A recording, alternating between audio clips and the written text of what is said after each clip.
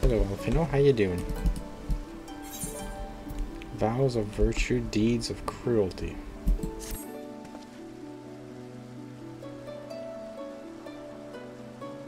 Truly, to cease to Cactuar, inspired by our actions, inspiring in of itself. Yet however much I may wish to stay and see what comes of his efforts, here no more. We have the matters of our own to attend to. Come, we shall return to the Crystal Tower. Beck Lug's studies have borne fruit in our absence.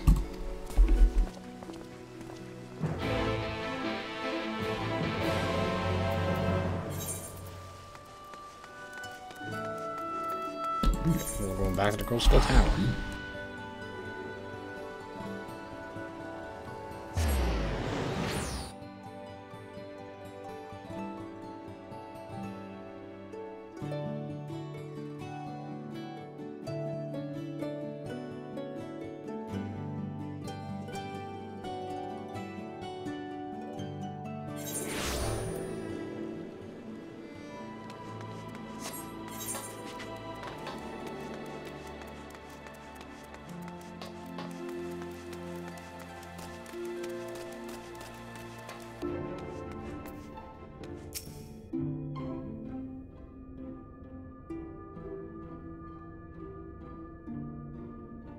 Come back. We were given to understand a new mayor has taken office no more. And her good friend Master Chai was elected by popular vote, and after some considerable source searching, chose to accept the post. It's a shame you weren't able to attend his honorable speech, though I have no doubt you will see more of him in the future. But tell me, how fared you in preparing the white orisite? Our work did not proceed quite as expected. In your absence, we had a frank discussion on the principles of soul and transference, and concluded at length that white orisite was ill-suited for our purposes. But Renji did not say that. Compared to the massy soul of an ashen, the stone could house one of ours with ease.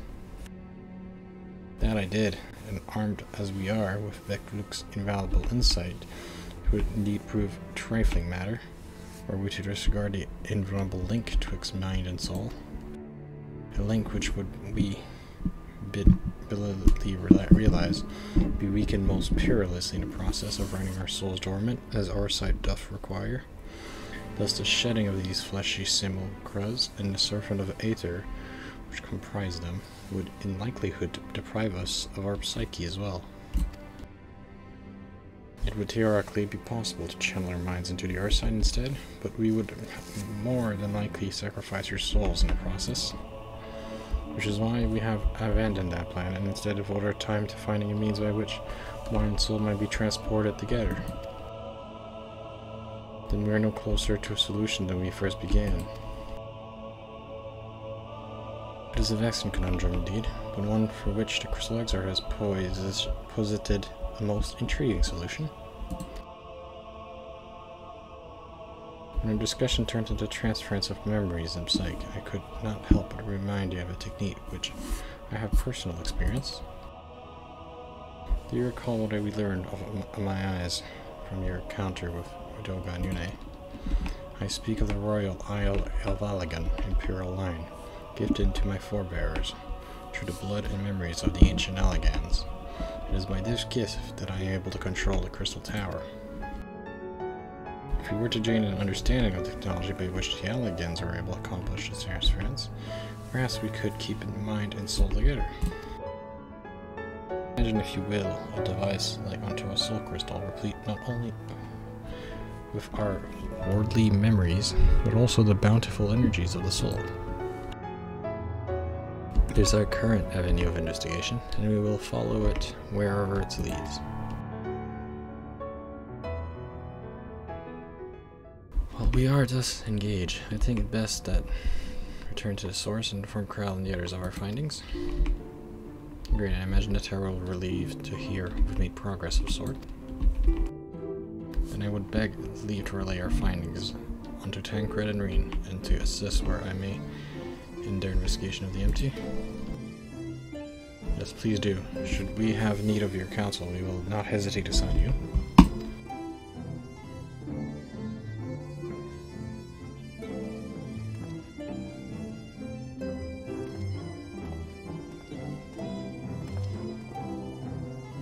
Give our regards, Tataru, won't you? Yeah, sure. I'll tell Tataru that you're doing well.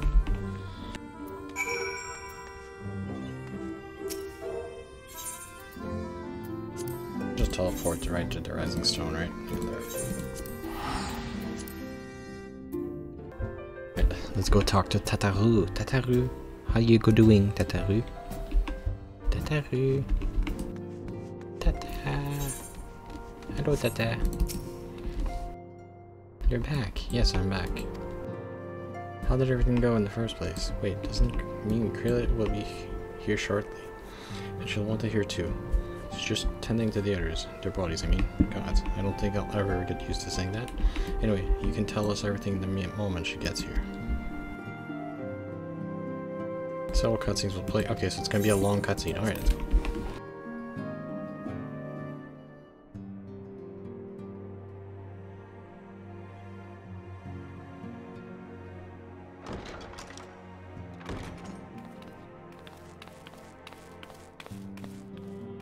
Sorry to keep you waiting.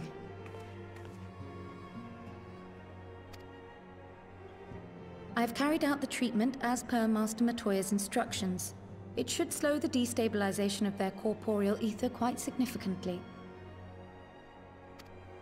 But tell me, how fare our friends in the first?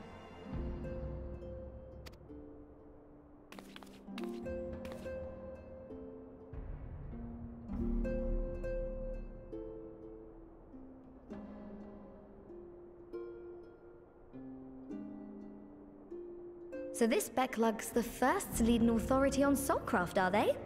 Sounds promising. And Urianger's proffered solution of white auracite is rather ingenious now that I think of it. Well, while they press on with their preparations, you may rest assured we will continue to do our part here.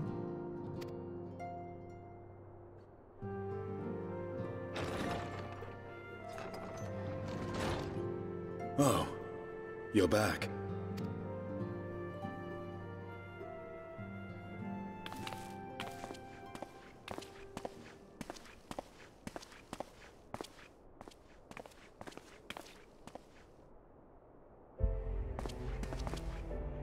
And none the worse for wear, I see.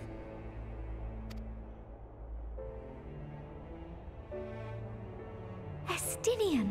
Oh, thank the gods! We've been worried sick. Did you lose your link pearl or something? The situation in Garlemald has become more complicated. I was making my escape from the capital when I ran into one of yours, Riol. He thought it best we come straight here. More complicated how?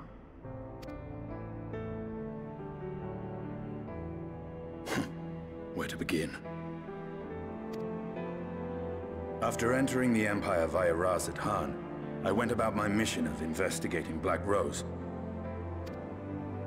It was then, inside a provincial factory, that I encountered the one who styles himself Shadow Hunter, Gaius Balesar. Our goals being apparently aligned, we joined forces and ventured on into the heart of the capital, to the very Imperial Palace itself.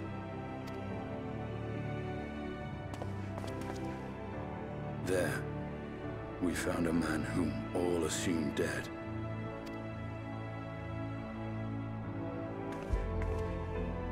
But his soul lives on, and he has wrested back his flesh. Xenos Ye Galvas.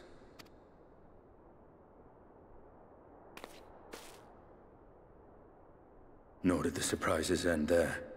For no sooner had we arrived than he murdered his sire in cold blood. The Emperor is dead. This sent Gaius into a rage, and he charged in, blade drawn.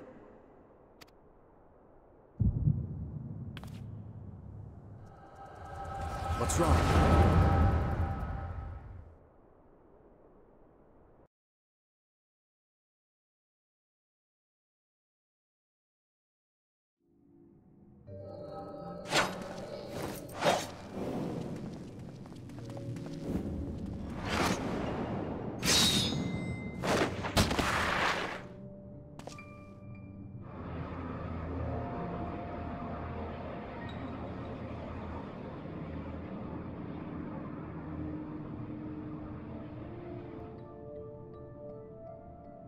sent him in action. His body, at least. You will not best him alone. Nay, death will not come easily to that thing. If you would join me, then by all means. What good it will do.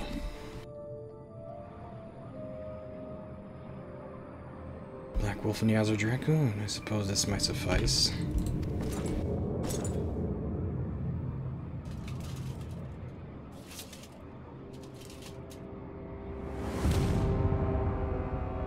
Come then.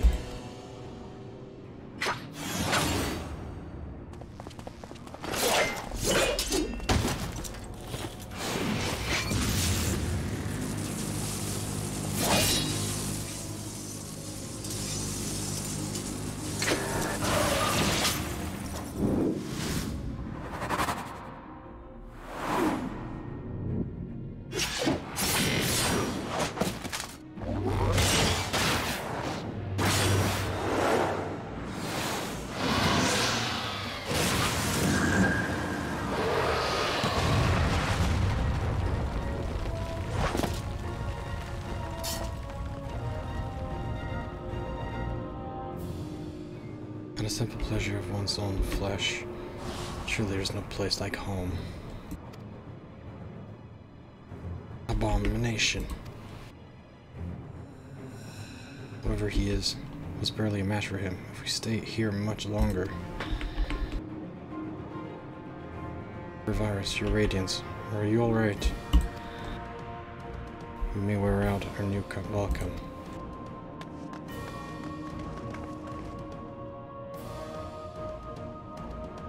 Your radiance, no! Must even the most middling of sport be spoiled? The world conspires to war me. When I have no cause to remain, I leave these vermin to you. Xenos!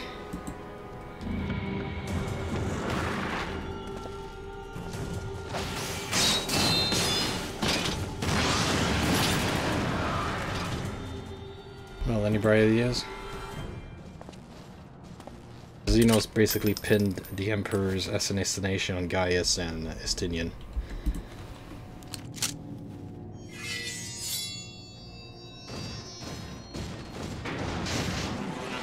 Which makes sense.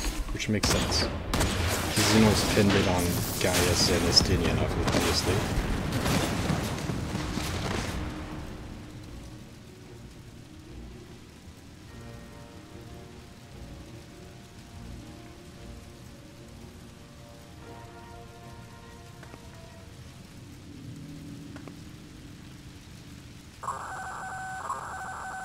Intruders have taken flight. Repeat, the intruders have taken flight. Deploy all available Magitech armor. We cannot let them escape.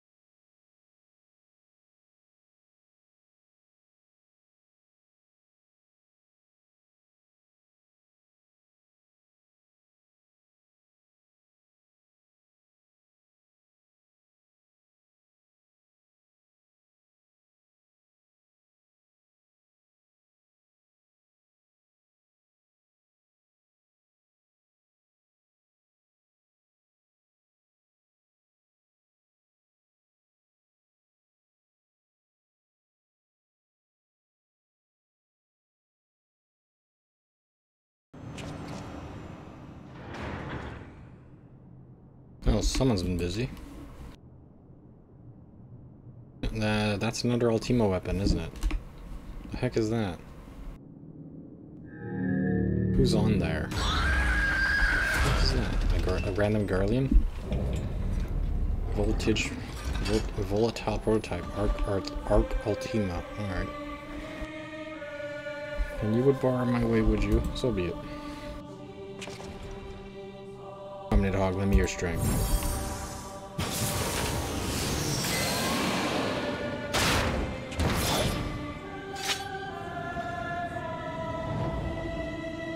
Wait, he's still using Nidhogg's powers?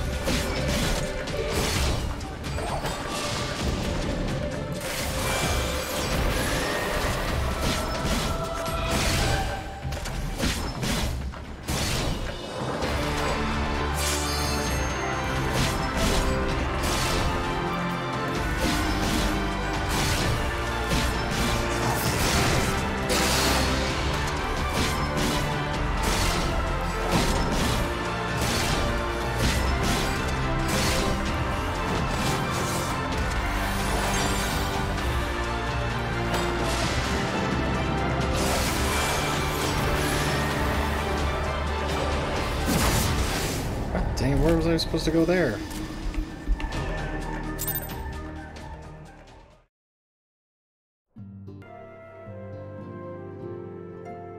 If we can release return, alright, yeah. Wait, oh wait, it continued it without... Okay, never mind. I guess we were supposed to lose. Sorry to keep you waiting. Mm-hmm. I've carried out the treatment as per Master Matoya's instructions.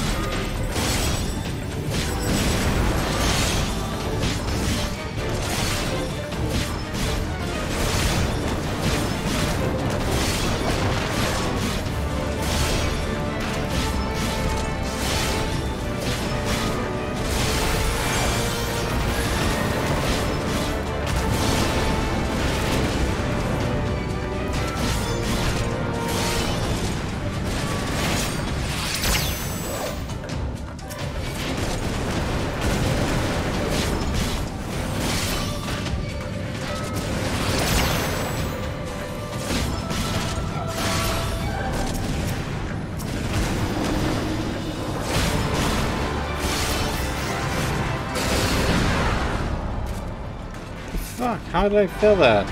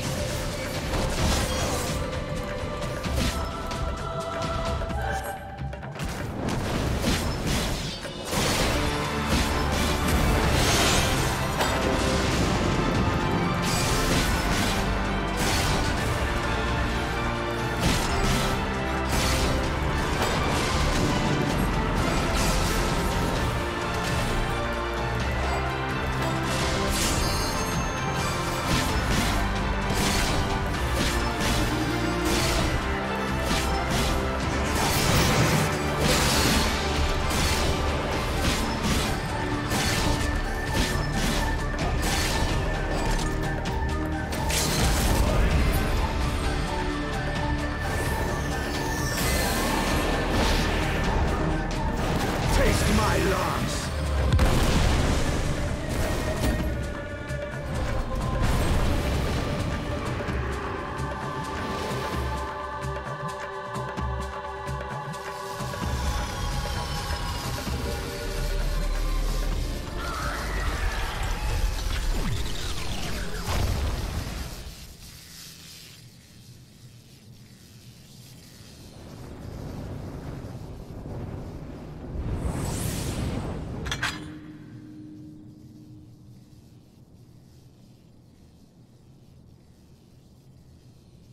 Okay, now where are you guys?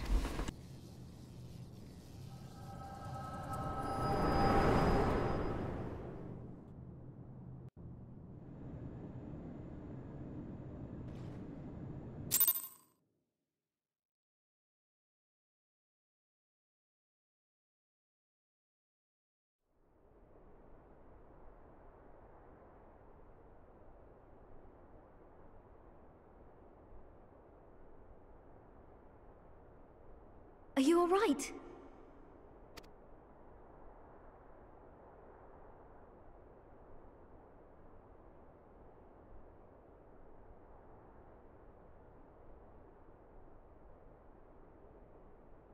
Peer into my past, did you?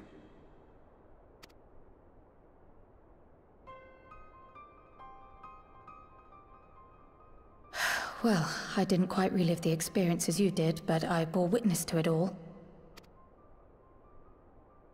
I'm still not sure what I think of this gift of yours. But no matter. Our confrontation was cut short when the Imperial Guard arrived. It was then that Xenos took his leave, citing boredom.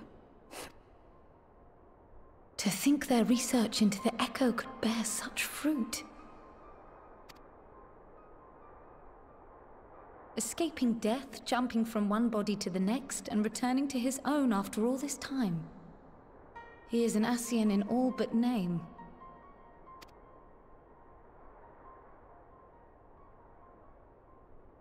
It beggars belief, aye. But no more than a hero traversing the rift between worlds.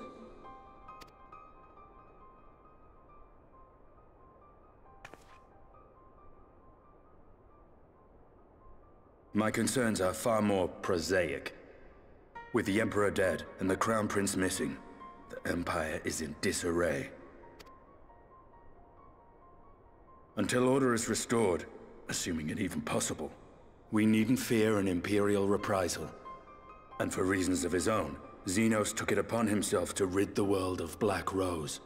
Riol has already gone to apprise the Alliance leaders of these developments. We may leave the matter in their hands for now. Then perhaps we have seen the last of the fighting at Gimlet. Though, if it comes to civil war, I cannot help but fear for the provinces.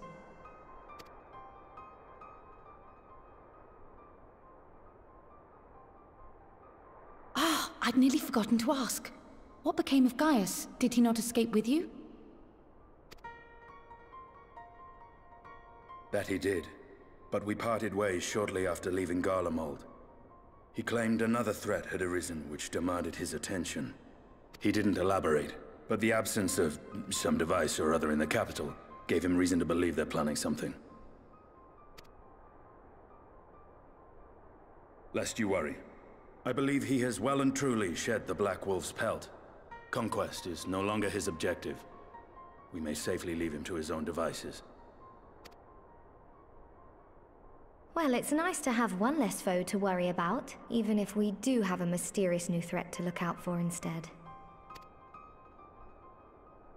Speaking of which, I'll see that Riol and Al Shinobi are made aware. Though we still know next to nothing, it can't hurt to be vigilant.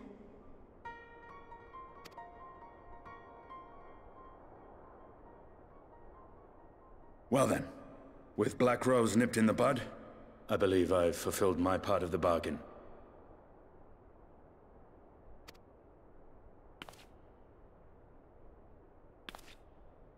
That's true, but with the Archon still slumbering away, we were hoping you might agree to stay with us for a little bit longer.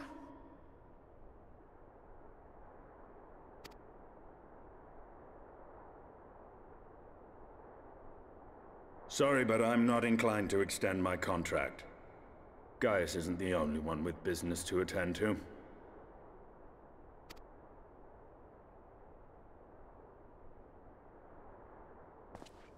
Thank you for your help then, Estinian.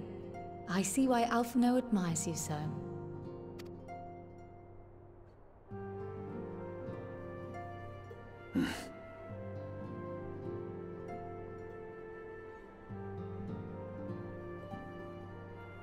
Farewell, my friend. See that you don't make a habit of dozing off in battle.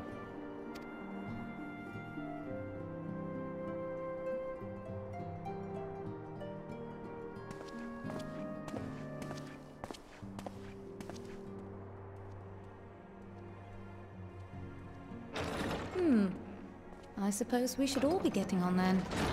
As ever, we will see to the Archon's needs. In the meantime, why not get some rest? You've more than earned it. Go.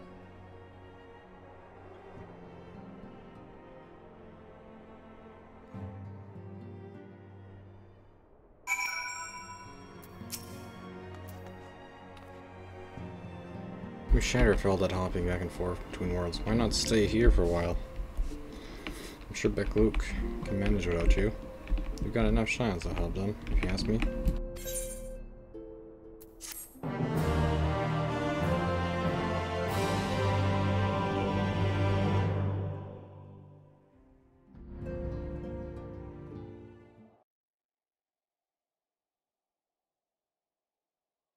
Meanwhile, in Garland.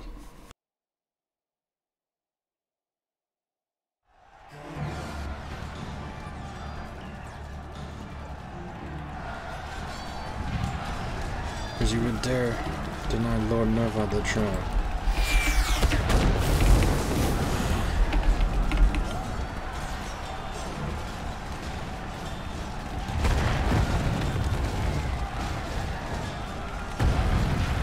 Lord, before this day is done, victory shall be ours. So Garlemald is in civil war right now? Oh boy. We've never been to Garlemald, but now the Garlemald is in a civil war, and Xenos is just like, this is boring. Xenos is like, this is boring, I'm bored. Big bored dude. Boring. That's exactly what I was saying. Xenos is like, this is boring. You think I find amusing, like dogs herding cattle to the slaughterhouse.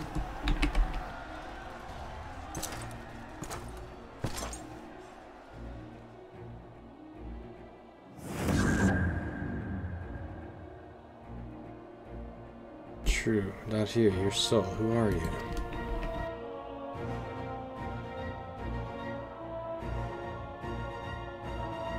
Before your majesty, I am but another dog lost in want of a new master.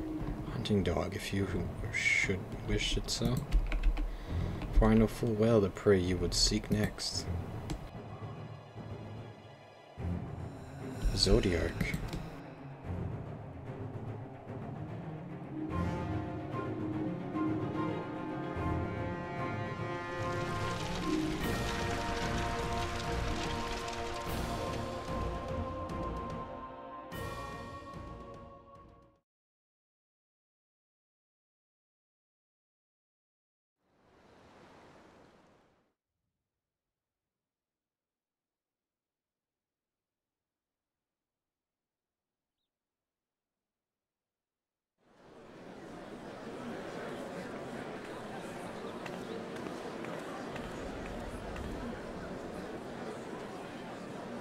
Here, the mayors are opening dayless stoneworks, and they're looking for laborers.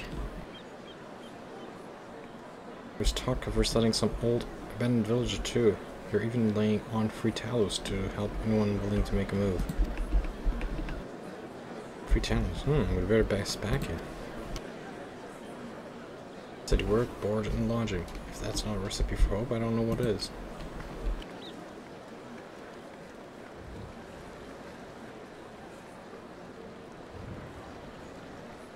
Who's this?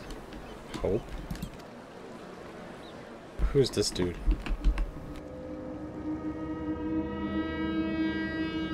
Wait, he's not a ghost now? Yes, so long as I yet live, I would see that feeble flame rekindled. Wait. Isn't that the Warrior of Darkness? Why is he not a ghost right now? What is happening?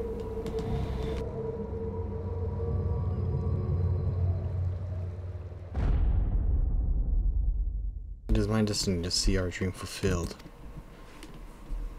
Wait, is the Warrior of Darkness not a ghost anymore? What the heck is happening?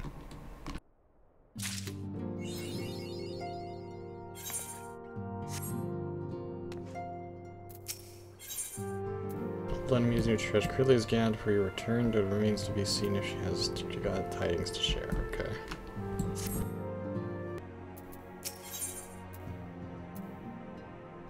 After your return, though, it remains to be seen if she has glad tidings to share.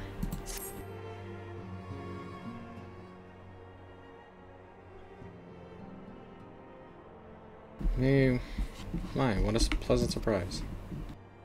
You've come to far after the Archons. Fear not, Master Matoya's treatment has proven effective at stabilizing their corporeal ether. Mustn't grow complacent, however. Potent though these magics may be, they are not without limits. We can only hope they afford us enough time for the Crystal Exarch to complete his work. If only we could go with you to the First and help. Pardon the interruption, but I come bring urgent news. Oh, it has been far too long, my friend.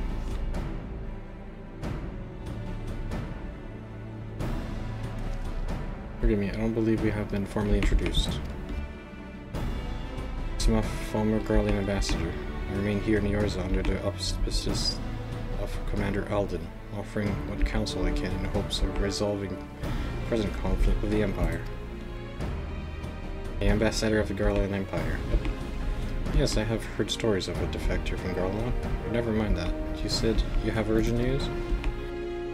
Indeed, as you may have heard, the Imperial capital is in turmoil. A sizable portion of the Garlean forces have been recalled from the Gimlet Dark. With their numbers so greatly diminished, the main host of the Alliance has withdrawn, leaving Alamegan resistance to keep watch over the border. It is there that we were welcomed a most unexpected visitor who claims that this escalation may be grown dangers and unforeseen threats. Mayor Alden has arranged for an impromptu meeting to discuss these revelations. He has also requested a representative of the Scions attend as well, though it was clear to whom he wished that I extend this invitation. It would seem time is of the essence. You'll be attending this meeting alone, though I am not as well versed in the affairs of city-states as our comrades. I see no reason to burden us a single Scion with all this. Yes, of course, then we must make for the Alamegan border with all haste. Well, what are we waiting for? Get going, you two.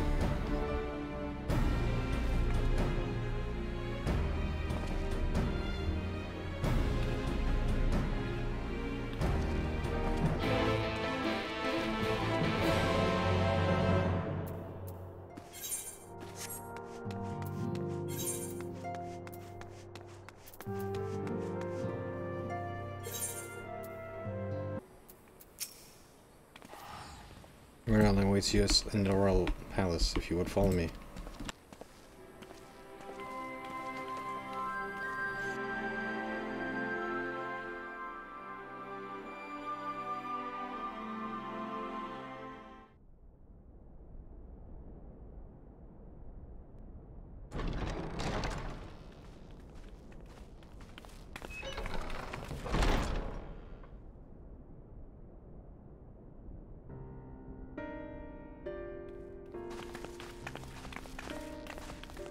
They're here, Commander.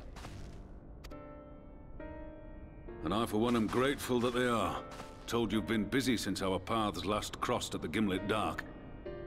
Not that I understand half of it. When the Scions spoke of other worlds, I'd struggled to describe what I pictured.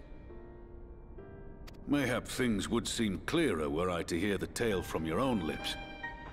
Well, I'm afraid the situation will not afford us that luxury. I trust you two require no introduction. We meet again, hero of Eorzea.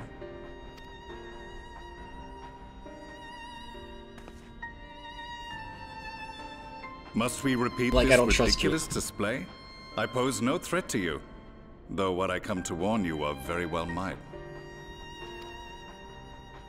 Had he meant to do us harm, I hazard he would have kept to the shadows, and brought more than 2 companions. We need not pretend to be the best of friends, but I hope we can put aside our differences for the present.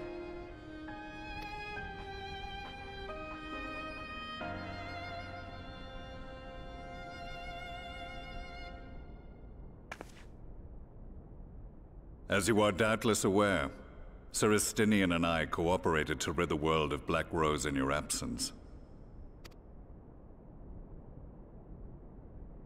Our journey together took us as far as the Imperial Palace, where we witnessed Emperor Varus meet his death at Xenos' hand. Being the sole witnesses to this crime, and in no position to defend our innocence, we were then forced to flee, each pursuing his own avenue of escape. When we were later reunited, Estinian claimed to have encountered an unfamiliar kind of machina during his flight, but to me his description seemed anything but, and upon further investigation I found that I was right.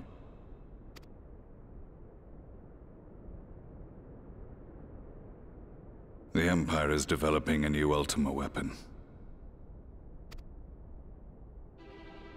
What, that Allagan monstrosity?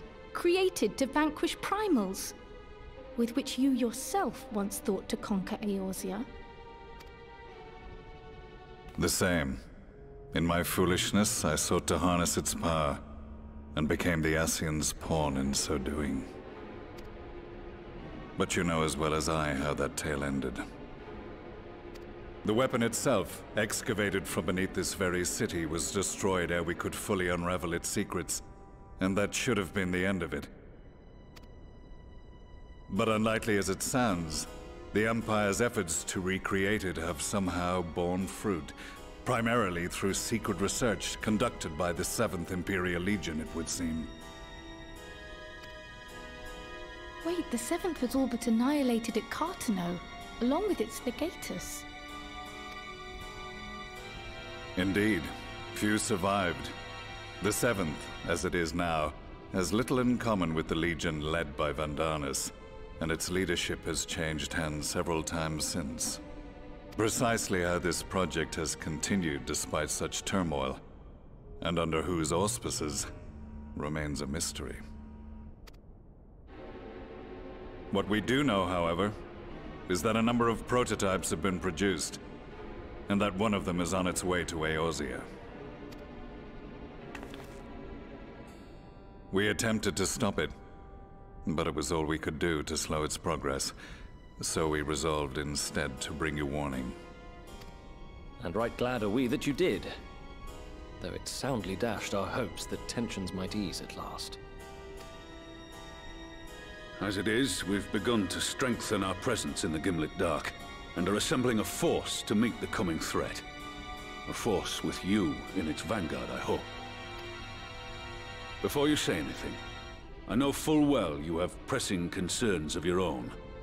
Your comrades remain in peril, and I would not ask you to forsake them.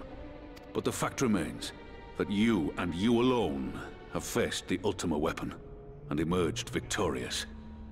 We need you. And so, when the time comes, if your comrades can spare you, I bid you lend us your strength. I've assigned an officer to await your word. The Ascian's downfall was to be the work of my remaining days, but it was my hand that kindled these flames, and I cannot allow them to spread any further. I will do what I must to see this mistake consigned to history once and for all, even if it means begging your aid. The Fates will enjoy the irony, even as I endure the ignominy.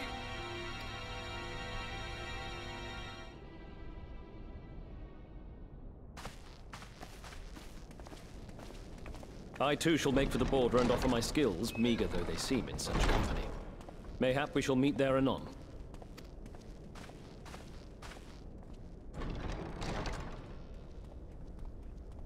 Though we can ill afford to ignore the coming of a new Ultima weapon, our friend's plight grows ever more precarious, and none save you can join them in the first.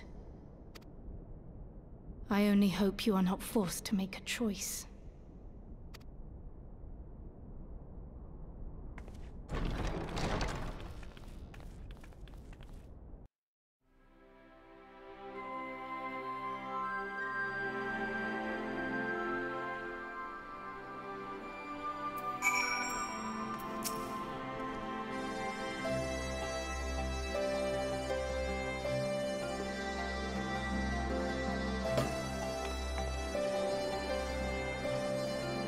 Before is paved with difficult decisions.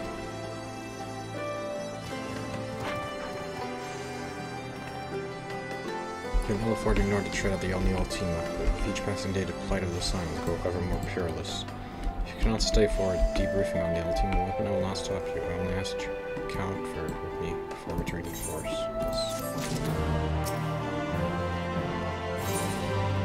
You can see the street of resolve in your eyes, and suspects she knows where the duty calls you.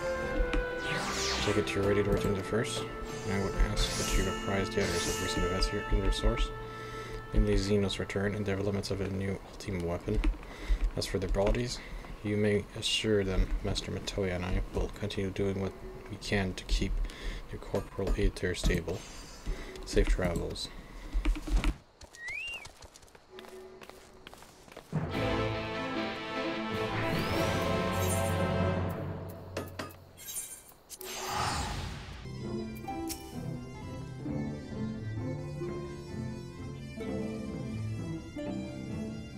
Come at the most opportune time, friend. I've made something of a breach in my research on the soul. It means to return to science. Well, I trust you too have been making good use of your time. You have tidings from the source, to say. So many others that we might all be apprised of the situation.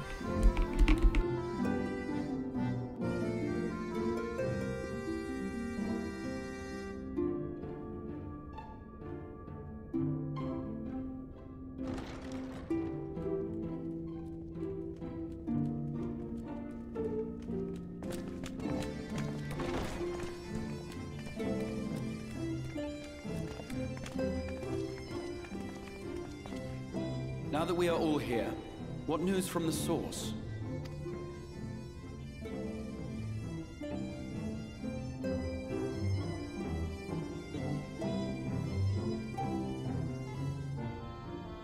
A new Ultima weapon? We must count ourselves lucky that Gaius has pledged his assistance. While this is indeed a worrying development, I think the state of the Empire as a whole greater grounds for concern. With the Emperor slain and Xenos returned, it is impossible to predict how matters will unfold in Garlemald. The Ultima weapon may be but the first of many unpleasant surprises. The situation beareth closer observation, of that there is no doubt, and doth compound our need to return unto the source.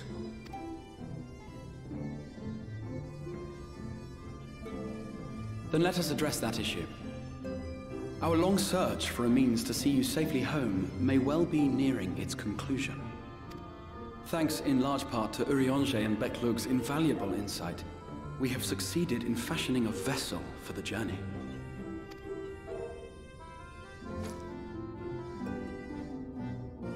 We set out to create a crystalline container retaining the more useful properties of white auracite, but without its regrettable limitations. And after a good deal of trial and error, we made one. An ark for soul and mind both that will allow your incorporeal self in its entirety to be ferried between worlds. A spirit vessel, if you will.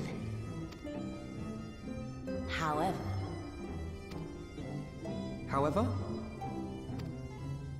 Though the vessel is possessed of the requisite qualities to hold mind and memory, it wanteth yet for a means to receive of them. For that, we must needs imbue it with the Exarch's innate gift. A gift that lives on only through the blood of the Allegan Emperors, which certainly does not flow within Aurosite or any other crystal. Just so, milady. The blood serveth as a conduit of sorts. In its absence, memory cannot pass from mind unto mind, nor from flesh unto crystal. That being the case, we must either alter the process of inheritance so as to require no such thing, or determine a means by which my blood may permeate the vessel. I am hopeful that the records found within this tower will yield the knowledge we require to pursue one or the other of these avenues. As well you should be. The Allegan's body of etherological research is extraordinary.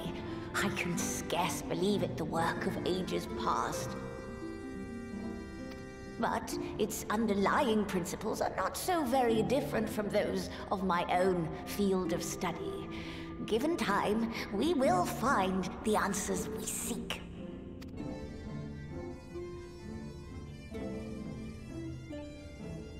I know that you can ill afford to wait, and it pains me that I must ask you to do so. I can only reaffirm my promise to you that a solution will be found. Whatever it takes, I will see you safely home.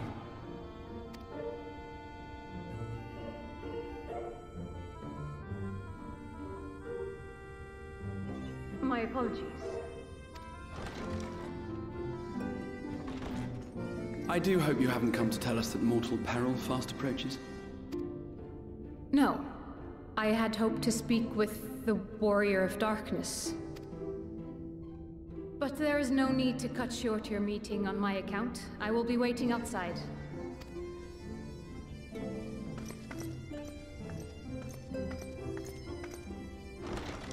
Why not speak in here? She knows I don't mind. Unless she didn't want to. Perhaps I might accompany you. Though I am woefully ill-qualified to assist in the Exarch's research, I may yet be of some use to Lena.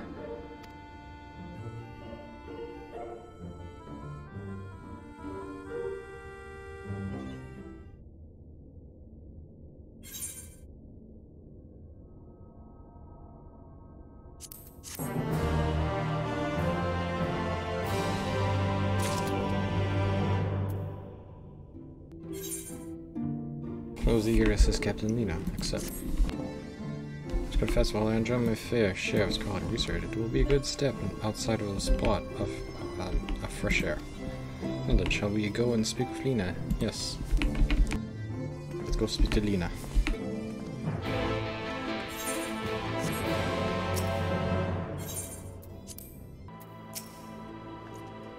We have a little time, so I will be brief. A signature has been signed in Linkland. I asked for your assistance in signing it.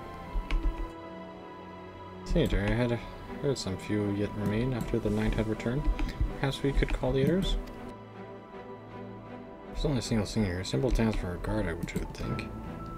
So I believe fighting alongside a war of darkness would be a valuable experience for them. Peace can lead to complete ascendancy, and they gain nothing from an easy victory. But you do not underestimate your foes, however harmless they may seem. A man would do well to learn from your example. Me? Why not an Alphino?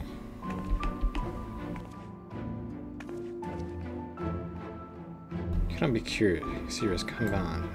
What could be more inspiring than fighting alongside the renowned War of Darkness? Alright, fine. Yes, so then let us make for Fort Job.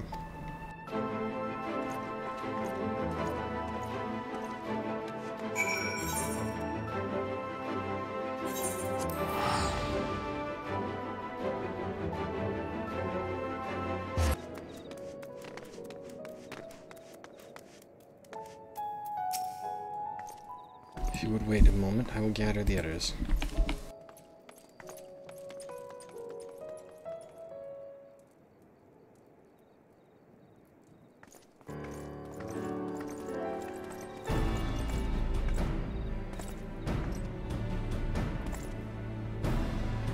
I remember, but you have met these soldiers once before, though? Only in passing. Long have you awaited the opportunity to find you on your side? It was at this door that day after seeing your attack. If you and yours hadn't come along, I'd have likely stepped through and I wouldn't have been alone. Your courage and self-esteem is something we all aspire to.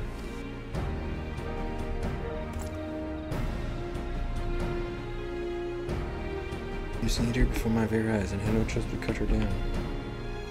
I'm tired of returning to the field, while holding a blade again, filling me with dread. There is no way to honor their comrades, and so I have returned. I swear I will not let you or anyone else down from this day forward. Good to meet you. It truly seems like only yesterday I watched as you took flight straight an emerald to go and save the Oracle. Strange to think that the unlearned soldiers we once locked blades with are now on our side, but we will do our utmost to upkeep the peace here in Lakeland. We seem to be missing one. There he is. Apologies, Captain. The lady gentleman asked that I escort him to Clearmet, and it took longer than anticipated. Much regards your desire to choose. You must be punctual, especially when you play host to our honored guests. It won't happen again. The name's Taylor. I'm sure you don't remember, but we met once before in the infirmary. Oh yeah, I remember this guy.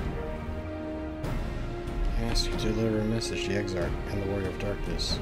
Little did I know I was already talking to her. Don't give up, don't give in. I keep those words close to my heart, and the boundless beautiful skies above serve as a reminder of their importance.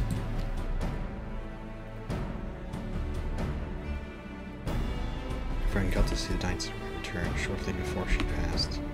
He left us world with a smile, satisfied for a glimpse of what is to come. But there were countless others who weren't so fortunate. They gave their lives for the promise of a future they'll never know, and so it falls to us to do everything we can to fulfill that promise.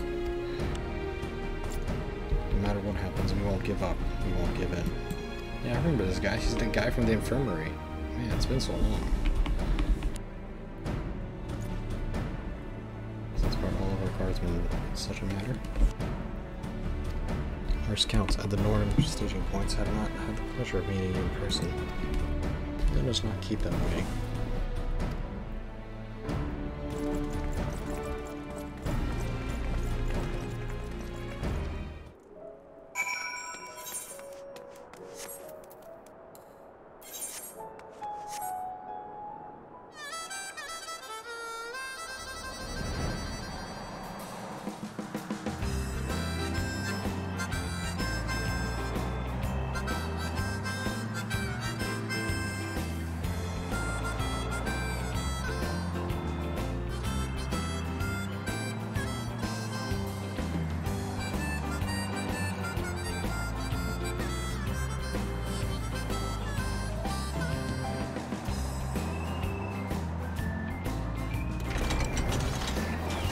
There they are.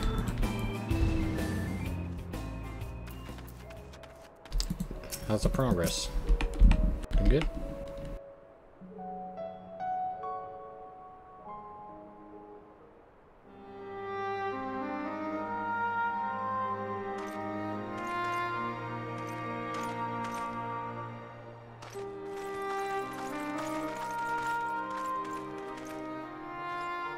Did you slay this Aether? Your orders were to await the main force before engaging. No, Captain. It wasn't us, I swear it. A man came out of nowhere and cut it down before we knew what was happening. By himself?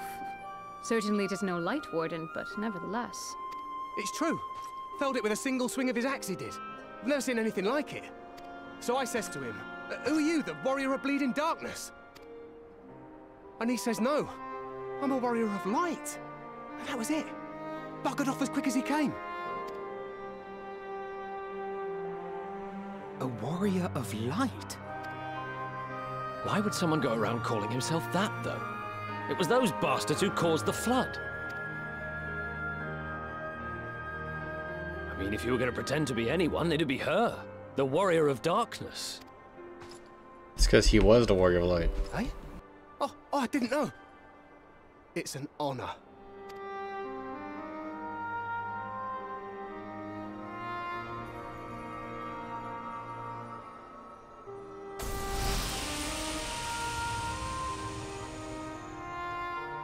Since the Aether is no longer a threat, our work here is done. Return to your posts.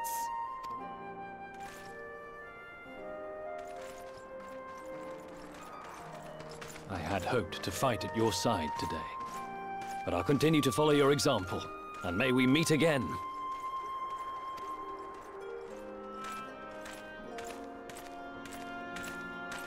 I apologize for the wasted journey. It seems I overestimated the threat. As for this Warrior of Light, I do not know who would be brazen enough to take that mantle for his own. Whatever it may once have meant, it is forever tainted by the association with the Flood. The Exarch told me the truth of Ardbert and his comrades' deeds, and I am aware they played some part in your own triumph. But to most, they are synonymous with the calamity that befell this world. Still, if this man is minded to destroy Sin Eaters, I may forgive him his unfortunate choice of alias. But that is neither here nor there. I thank you for accompanying me. With that concluded, shall we return to the Crystarium? There is a proposal I should like to make.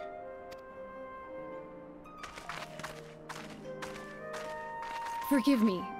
There is one more thing. A personal concern of mine. I had hoped you might have a moment to speak privately. Take your time. I shall go on ahead.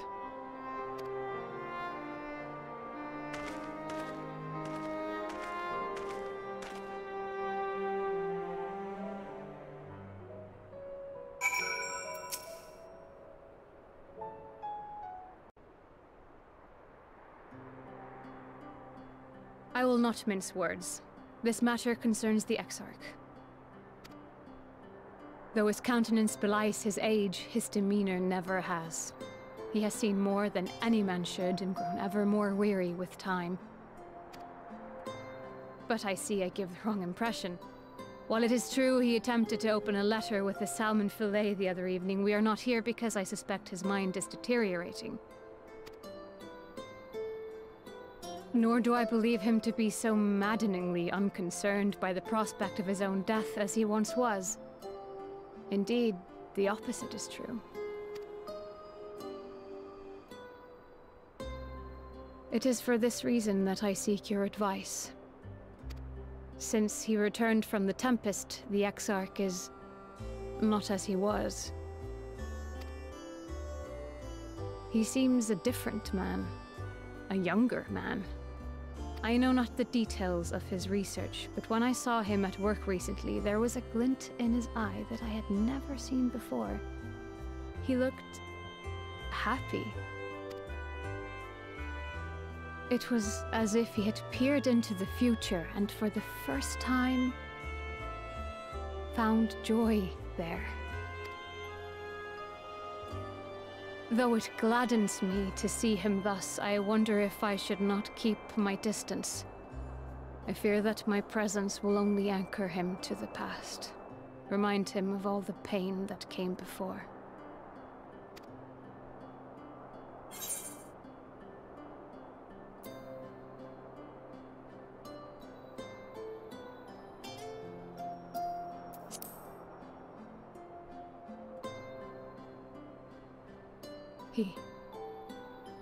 Are you sure? Of course. Then perhaps we might remain as we were. As we have always been. What a relief.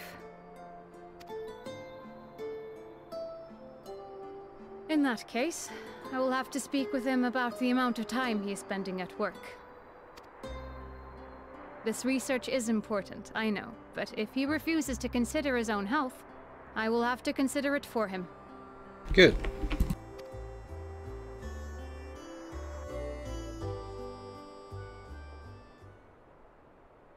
Good.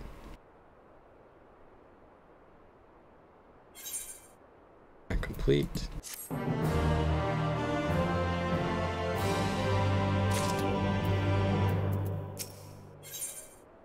Isn't it truth? Reminding these, Lena has already returned her duties. Will not keep you. You and your comrades have much to discuss. We'll see the others back to their posts.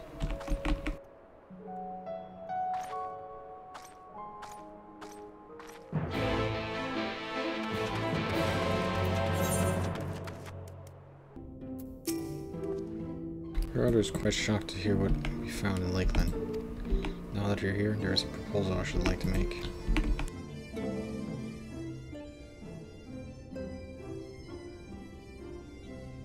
I've been spending a great deal of time in Cabin of Curiosity, and late I have noted more and more people pursuing books on history, the years leading up to the Flood in particular. I suspect you wish to know more about the Warriors of Light, as well as they should, but nearly everything I've come across described them as sin eaters or worse. Regardless of whether or not this Warrior of Light is who they claim to be, I worry that their sudden appearance in conjunction with this renewed interest in their predecessors may lead to growing unrest and fear. The people of Crystarium seek the truth. I see we give it to them.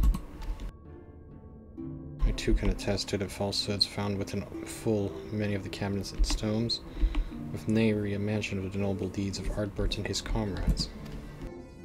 To be fair, they bear some responsibility for the Flood, but when the tale is told again and again over the course of a century, I'm not surprised to see their roles distorted and them painted as villains. Were it not for the record stored within the Cactuar, I would have had no reason to question the narrative. Fortunately, that knowledge was of no use, for when I arrived here in that first, reputation had already been irreparably tarnished. That said, there still remained those who worked tirelessly to defend their good name, those early days following the Flood. Considering all the good they had done, I find it a wonder they needed defending at all. They brought to justice the man who misused my knowledge to bring about the fall of Boebert. That such heroes could be spoken of in the same breath as the Sin Eaters is absurd. Under normal circumstances, I could agree, but as time passed, those who knew firsthand of their deeds dwindled in the end. Only one truth remained, that they were the cause of the Flood.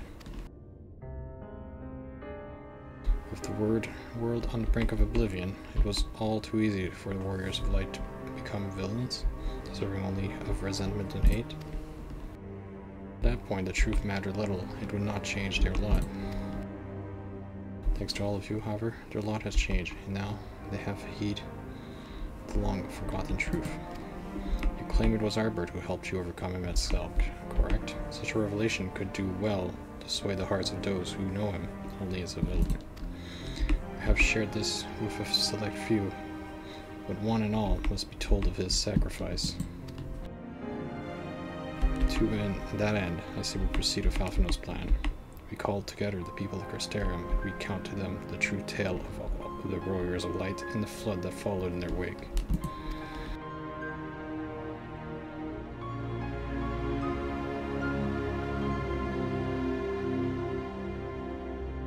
Well, what say you?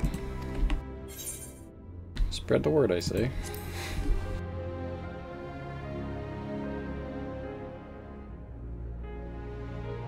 Then we're all of one mind on the matter. Good.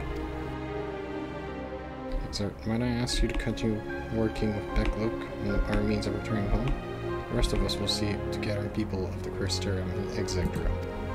We have to reach out to anyone and everyone who might be willing to lend a ear. With any luck, word will spread more and will accompany them.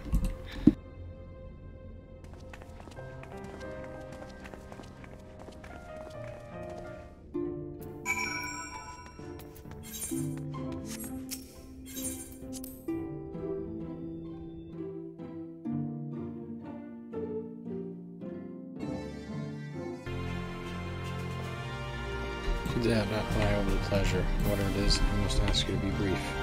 The night return, visitors have been flocking to Crystarium, and I find myself too busy by half. I don't mind it though. Seeing you stare so full of life and excitement, one can almost forget the Flood ever happened. There's a line, yes, the XIV has mentioned them before, but everyone knows him as the cardinal virtues. Or you think there's more to it than that. You've yet to steer us wrong. I'm willing to hear what you have to say.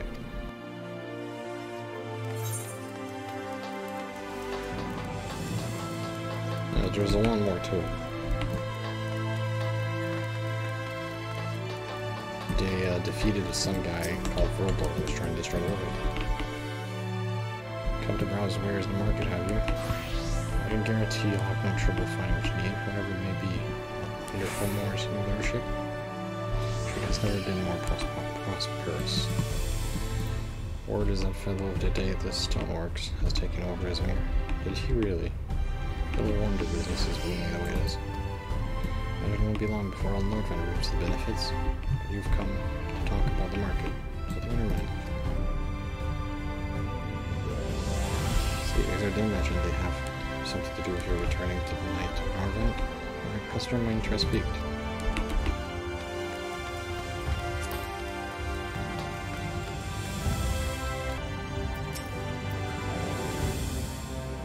What a wonderful surprise. Don't I hope you being here doesn't mean someone's being hurt. Thanks to you, I've had fewer patients coming through my door lately, which is a shame. Come to think, I've had fewer opportunities to test my new medicines.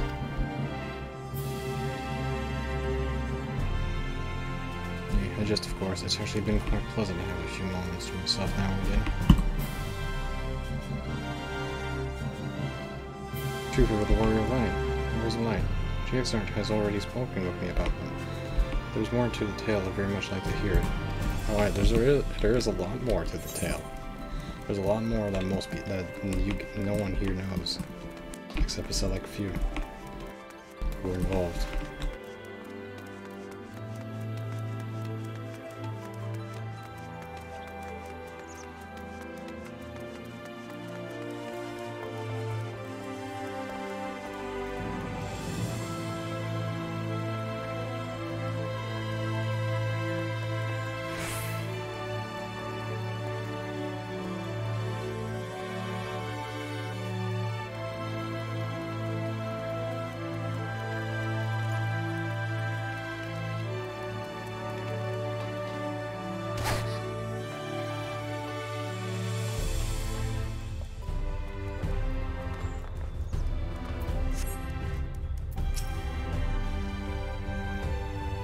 Reading over a letter I received from Grendel not long ago.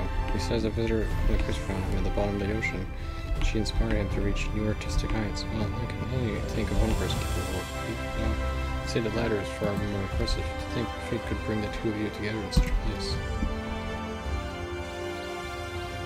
Sorry, you mean the Exile didn't tell us the whole story of the Wars of Light? Well, whatever he's left unsaid, I'm all ears.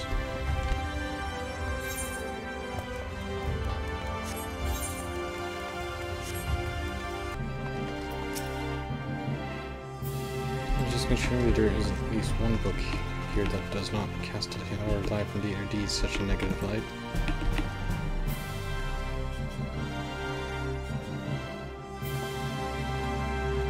Warriors General Grassi has been busting the visitor late. I fear our representative lacks knowledge, DC. People wish to know about the truth of the flood of the Wars of Light. Perhaps search high and low. Every account portrays them as no better than that singular. Nations were the only scorn of resentment. I know they were not always judged so harshly, yet can find no proof, and I dare call myself a librarian. Well, that's okay, that's okay. We'll address the people and tell the truth of the Wars of Light of the Flood. How wonderful you have regaled me with your tale once before, but I should love to hear it again. Oh, and you may be assured I will not come alone.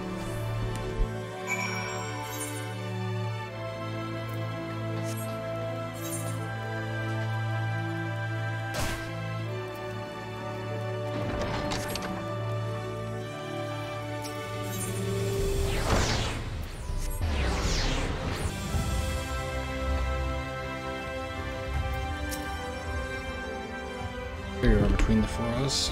I dare say we'll sweep the Crystarium from top to bottom. Now we need but wait for the people to gather.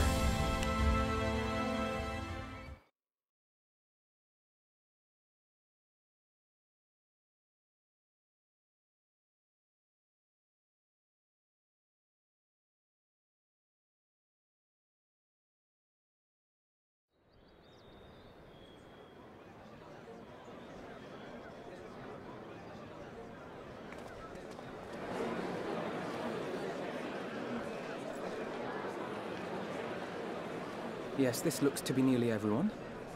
Let us begin, shall we? Though I am usually the first to hold forth at such events, I think on this occasion that honor should fall to you. They would be more inclined to take the word of the Warrior of Darkness. Indeed. In light of the subject matter, who better than thee to speak these truths?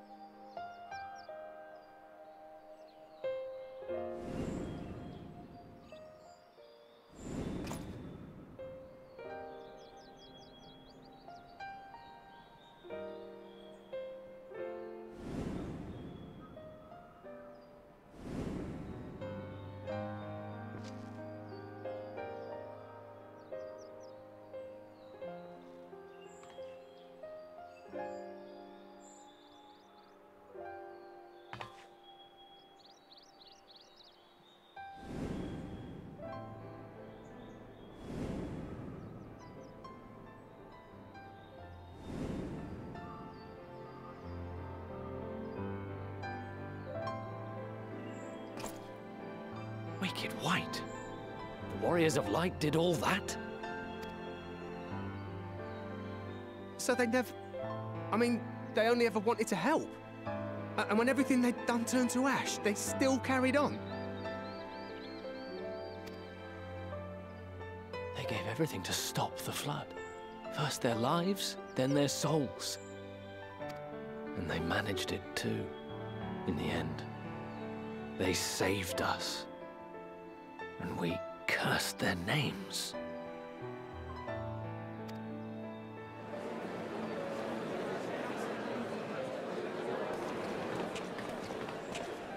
This should go a long way towards clearing the air.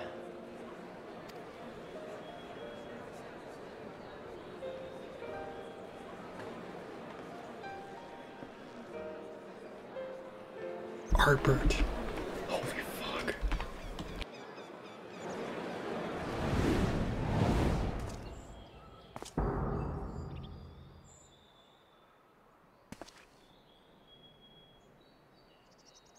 Impossible.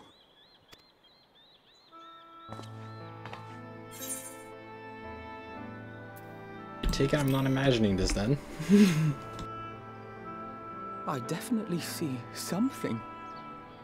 You don't think it's a ghost, do you? Nay. Yonder standeth no bloodless apparition, but a warrior of light and darkness both. Ardbert. What in the world?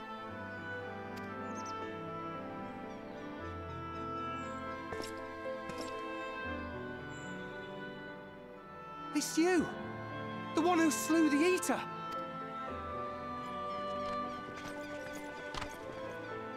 That it should be the Warrior of Darkness who brought the truth to light. You've saved me a fair bit of time. Though I have a few words of my own to say, if I may.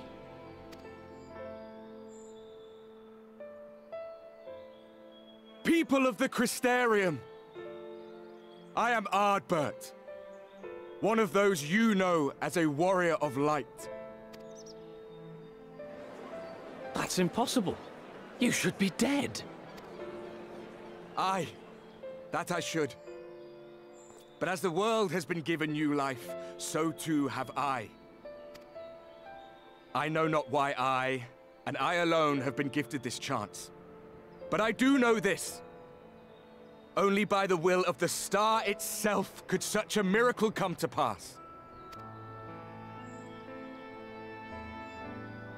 The hero who stands before you now, the Warrior of Darkness, is not of this world. And the day will come when she must return to her home.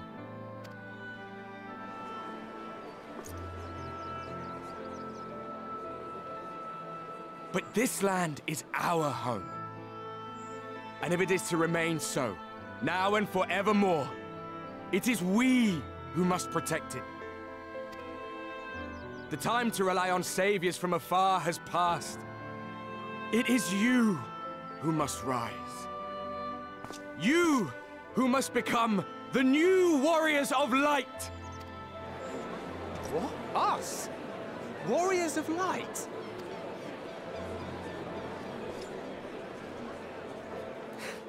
None of us were born heroes, my friend. I was only ever a man with a thirst for adventure. But wherever my journeys took me, I was invariably confronted with the same choice. To lend what aid I could to those in need, or not. And I always chose the former. Any one of you could do the same. All you need is the will to help your fellow man, and the resolve to see it through.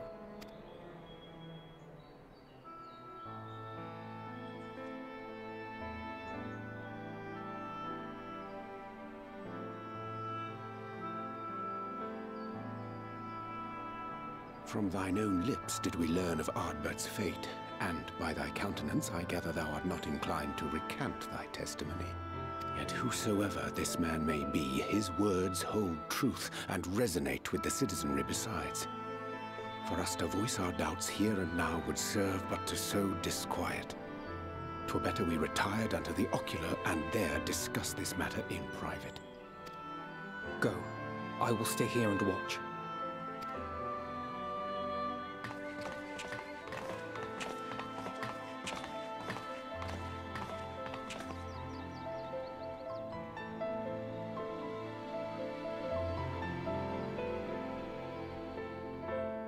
Is an Ascian inside of Ardbert?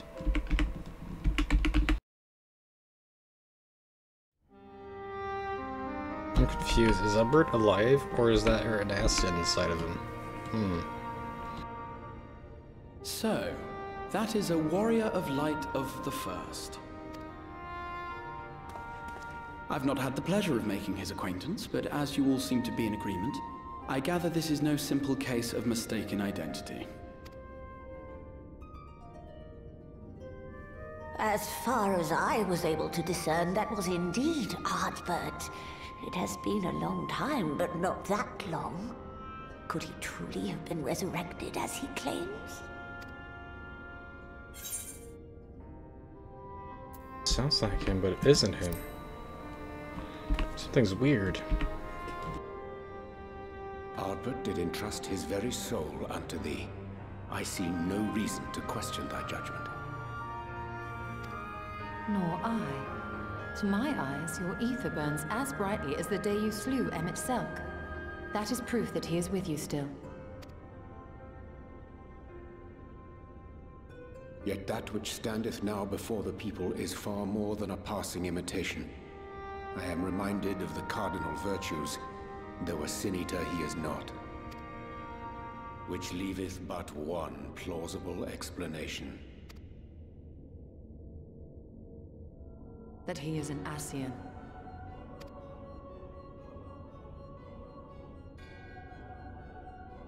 Given their fondness for posthumous possession, I would have to agree.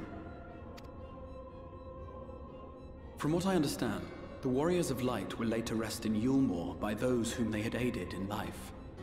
At the time, some few still remembered them as heroes. Needless to say, 4 of them were subsequently exhumed to serve as the Virtues. And if one knew where to look, Ardbert too would not have been difficult to find. Assuming then that this is indeed the work of an Ascian, my mind inevitably turns to the last remaining paragon to survive the Sundering.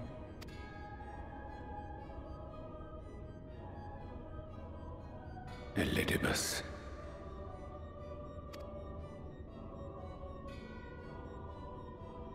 That Xenos hath reclaimed his own flesh is known. Thus evicted from his borrowed form, and cognizant no doubt of Emmett Selk's failure here in the First, 'tis quite possible the emissary chose Ardbert for his next vessel. Inhabiting the flesh of the fallen. My, that is unsavory. And they do this often, you say? Verily, for they possess no corporeal forms of their own. In what one may term their natural state, none save those gifted with the echo can perceive them. Indeed, when Elidibus intruded upon the waking sands, his presence did go unmarked by all save Minfilia and the Warrior of Light. On that occasion, I myself remained ignorant of his coming until after his departure. It was only at a later juncture, when he deigned to appear before me in borrowed flesh, that I was finally able to take the measure of him. In such puppetry do the Ascians engage when they seek to influence the course of history. And they have gained much by it. Emmett Selk single-handedly built the Garlean Empire in this manner, while La Hebrea came close to conquering Eorzea, having taken possession of Thancred's living body. Yet it must needs be noted that the Ascians cannot avail themselves of all mortal vessels. For were they able to do so, none would serve as a better pawn than our own redoubtable champion. Mayhap the blessing of light shieldeth Hydaelyn's chosen from Ascian influence. Or mayhap other forces are at work. We cannot say for certain. Whatever the reason, I hope it holds true. I dare not contemplate what might come to pass otherwise. Is it not peculiar, then, that Ardbert's mortal remains should be susceptible, given that he was once a warrior of light? Or did the final departure of his soul make it possible, perhaps? Regardless, to hear an Ascian use him to call forth new warriors of light boggles the mind.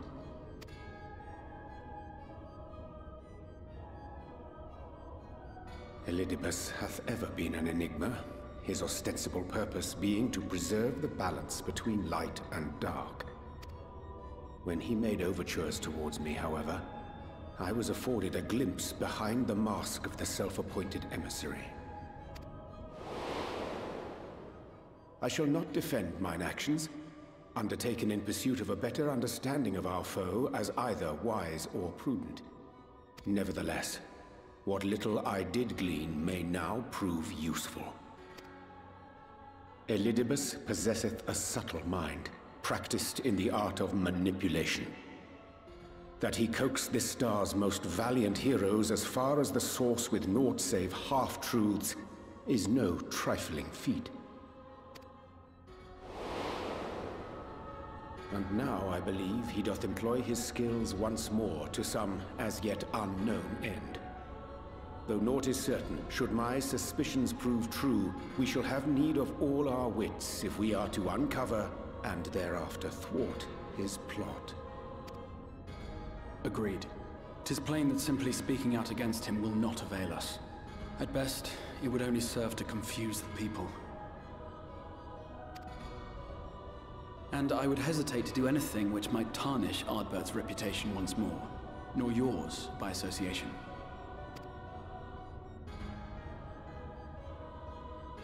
That being the case, it may be wise to keep a covert eye on this Ardbert's movements, as we attempt to discern his purpose and how best to mitigate his influence.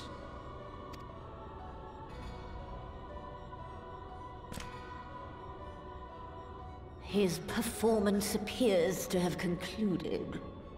What now? Go back out and follow him? 'Twould appear Master Alphino already hath pursuit in mind, and I suspect one pair of eyes shall better serve our cause than half a dozen. Let the rest of us maintain an inconspicuous distance, for the present at least.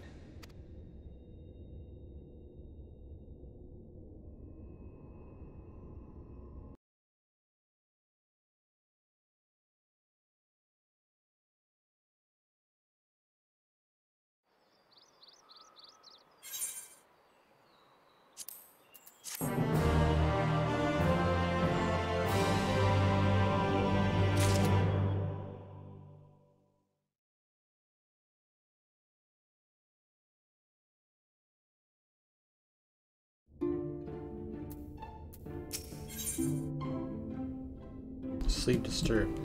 Before the crystal expert deliberates our next move.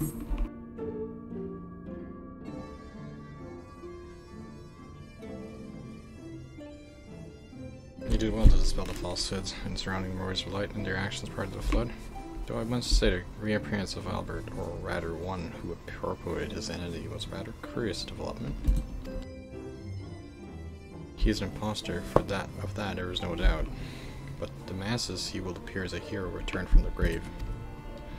The warriors of light were laid to rest no more. The people prayed fervently to God over them from their plain. Pray that these fallen heroes be born again for their sacrifice. What bitter irony. I for one would like to know why Albert urged the people to become warriors of light themselves. Ere we take action, we must needs ascertain his intent. Let us pray that Alastralfin will return soon with the most essential knowledge. For now, I think it's best to apprise Sancred and Marine of our efforts. When we confront Albert, we shall no doubt have need of their strength. Reed, I think prudent we all take measures to prepare for what's to come. Luke and I will continue our research into how we might improve the spirit vessel, and it might one day carry you home.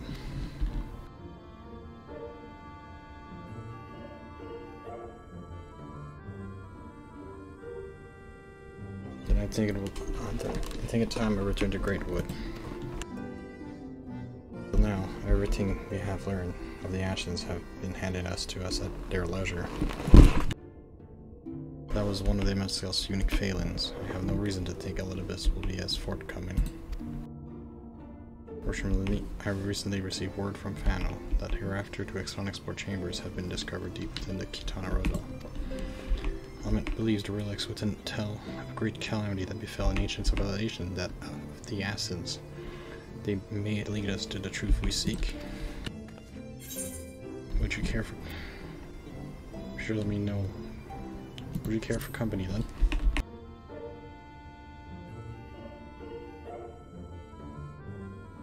I wouldn't dream of going with you. When you are ready, make for Fano. Then let us be about our task. Pray give my regards to the Fees.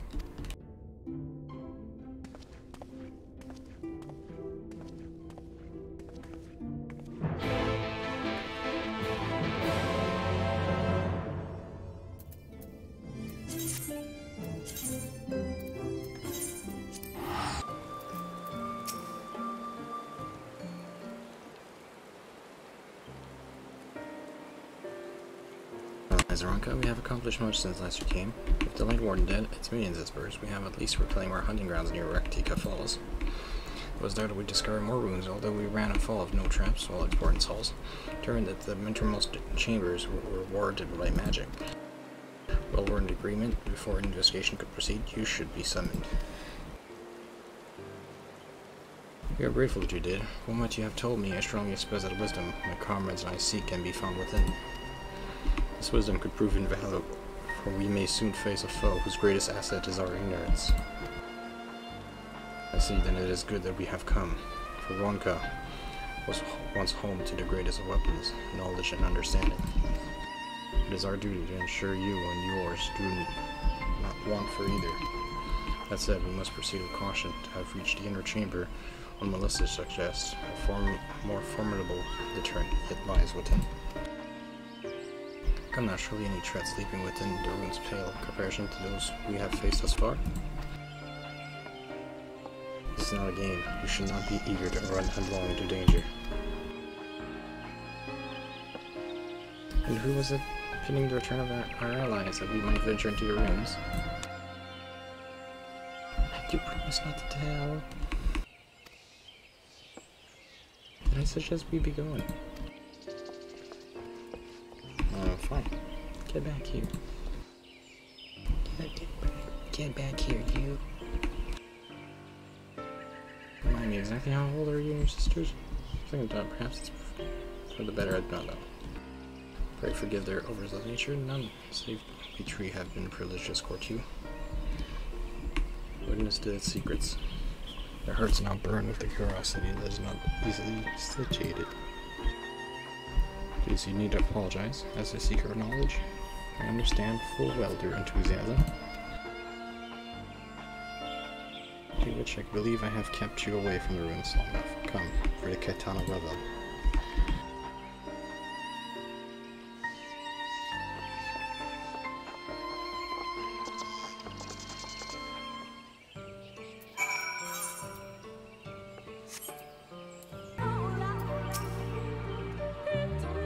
constraint for these halls to be left unguarded. I don't care when breaking the seal of the chamber door.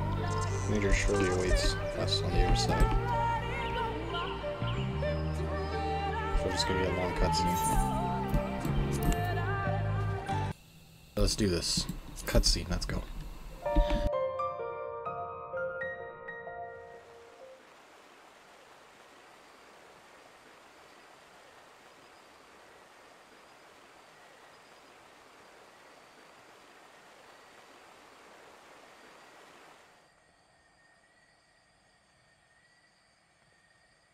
Come.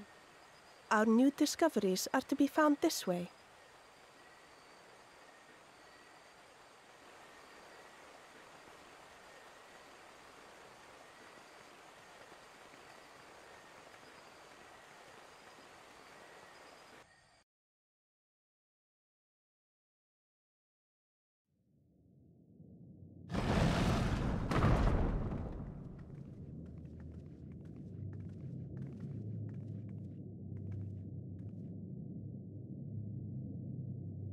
The people of Ronka are known to have venerated animals, but these features do not match those of any indigenous species. This is no common beast. Though that much is plain from its proportions. Lifelike, is it not? One could almost imagine it breathed.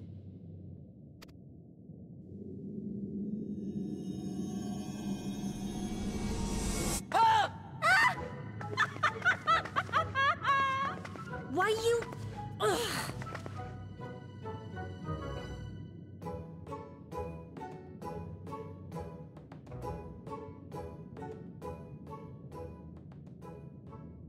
This owl, by contrast, seems no different from the others we've seen.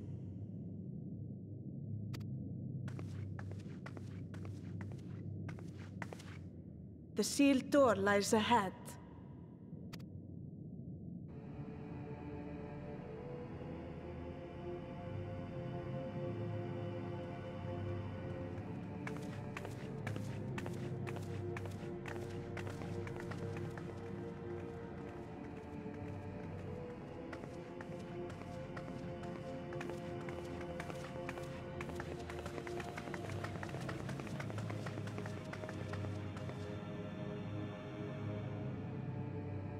As you see, one statue is missing. I expect we are meant to replace it as before.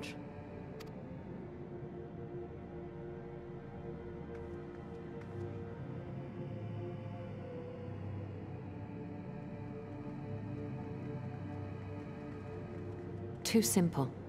There will be some additional defense mechanism.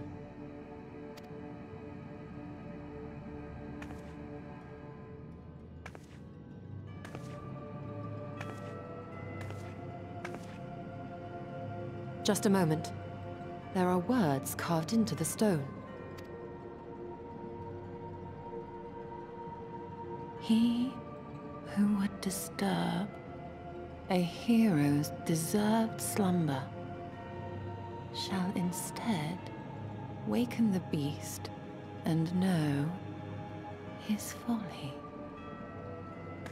Wait! Don't!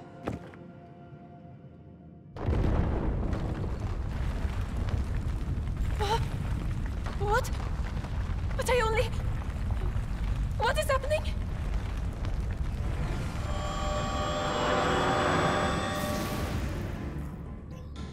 Oh no, oh no, oh no, oh no, it lives! Why am I not surprised? Prepare yourselves.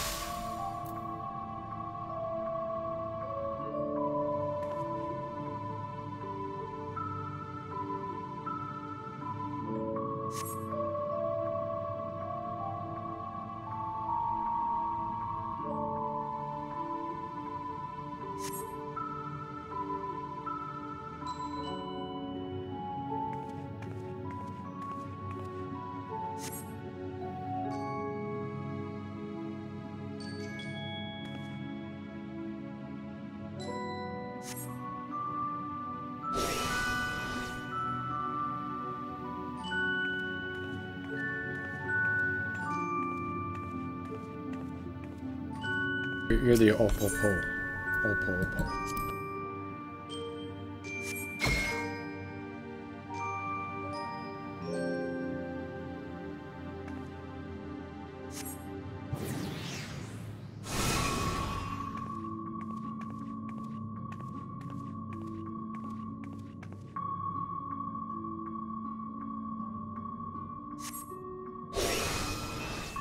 We fear some fang and travel with pack. Together we find harmony.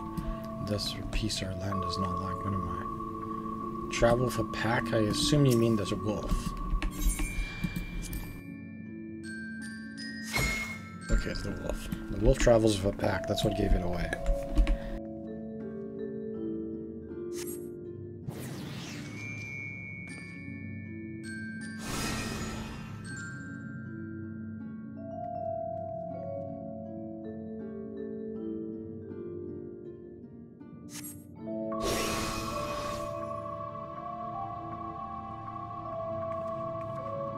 My belly do I crawl? That would be the serpent.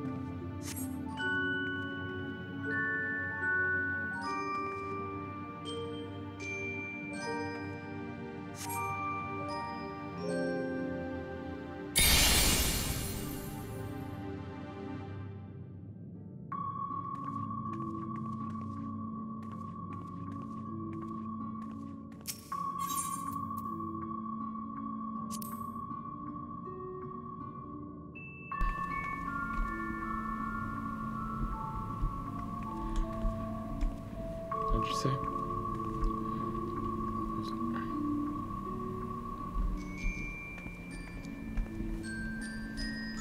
Is there one that's different than the other?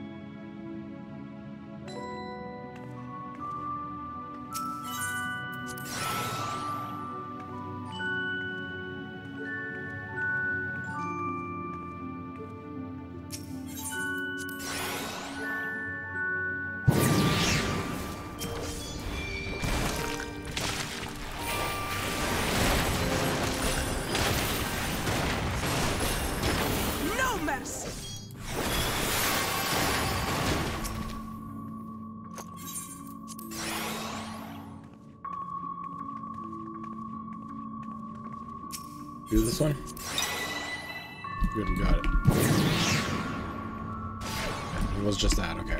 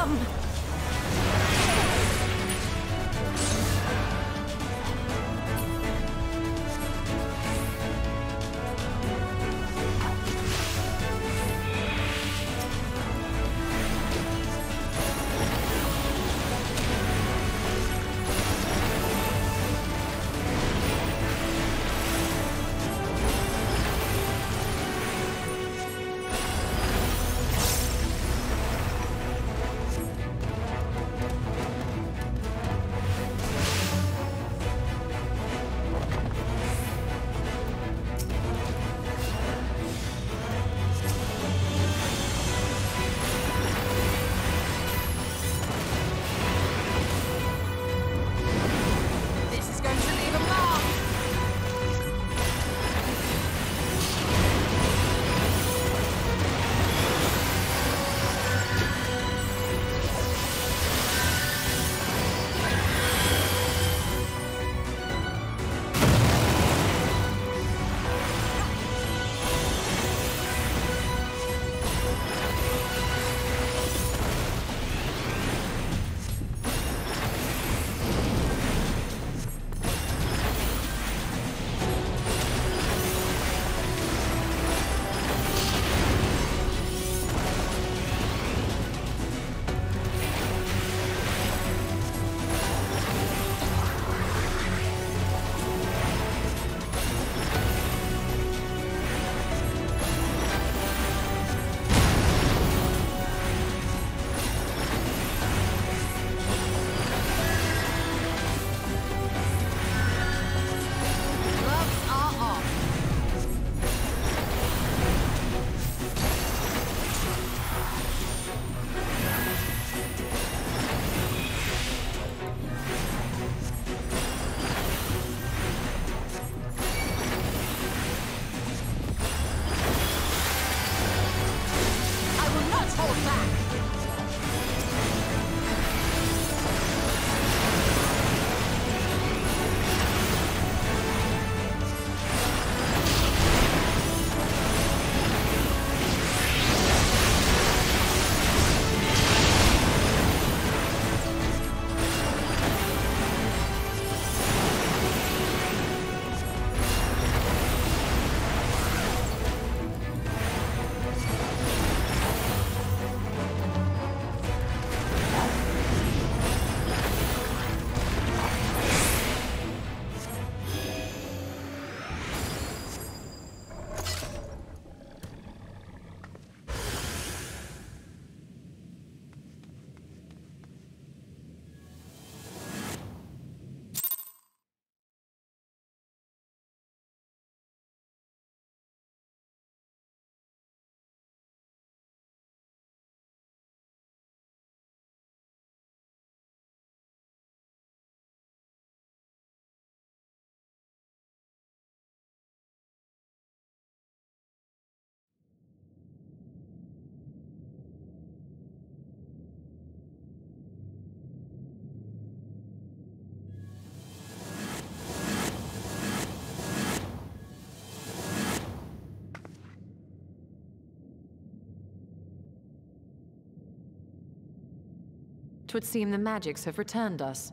How polite. Now, what have we learned? Ah, we were bound to run into a living statue eventually. And now we can open the door.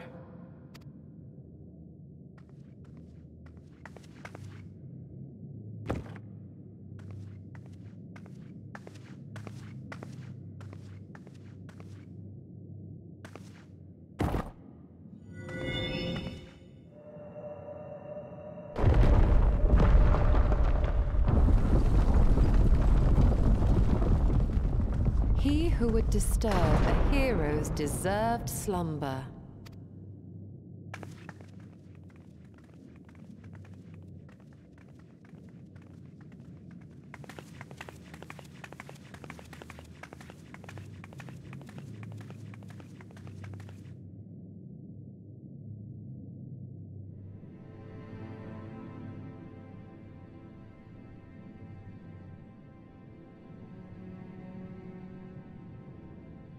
A tomb, just as I thought. Befitting a hero. She is Vis. Could it be the Archmage Tiuna?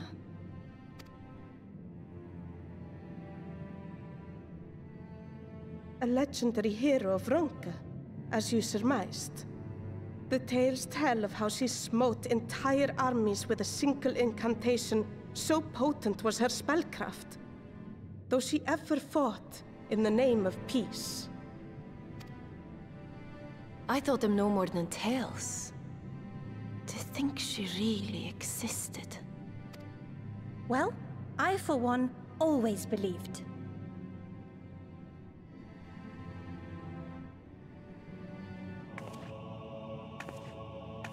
I wonder.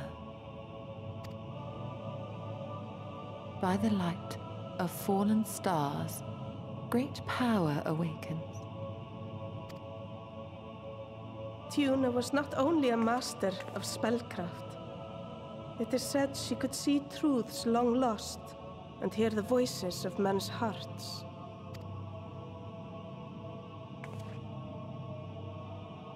Naught less than the echo. In which case, none of this is mere coincidence.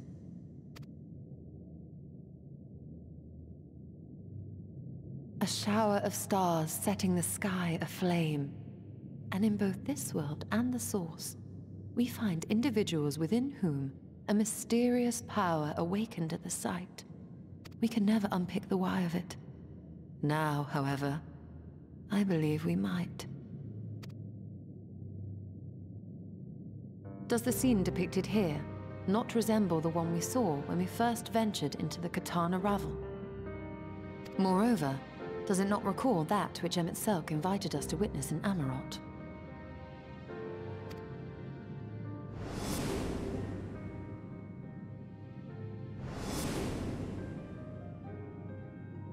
Yeah, it's like, yeah, we saw that. The final days. If, as the XIV's research suggests, soul and mind share a fragile yet profound bond, might it not be possible for an event to leave such a deep imprint upon the soul that it could be perceived eons later, given a suitable trigger? The echo defies explanation by conventional etherological theory, or shall we say modern etherological theory. But if it is a power that once belonged to the ancients, to souls yet undivided,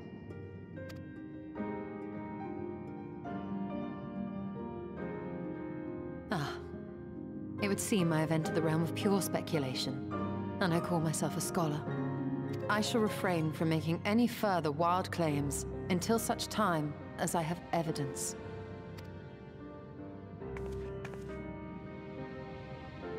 Still, I cannot choose but be reminded of our experience in Amarot.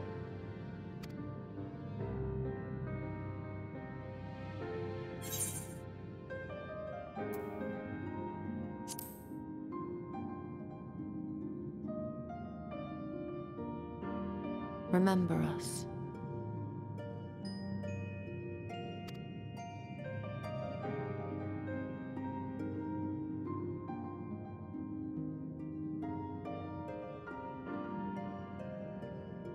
History is learned, not lived.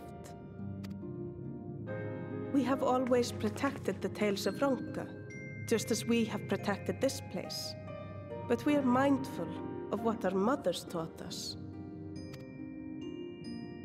We see the past through our own eyes, and speak of it with our own words.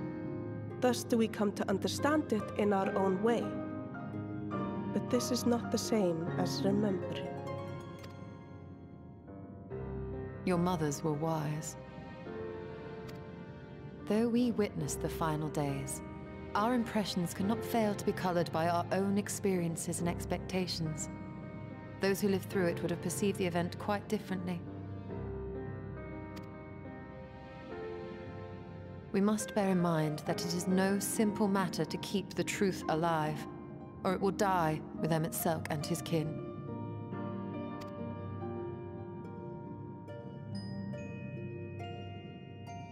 But we have disturbed you not long enough. Fana will serve similarly well as a venue for our contemplations.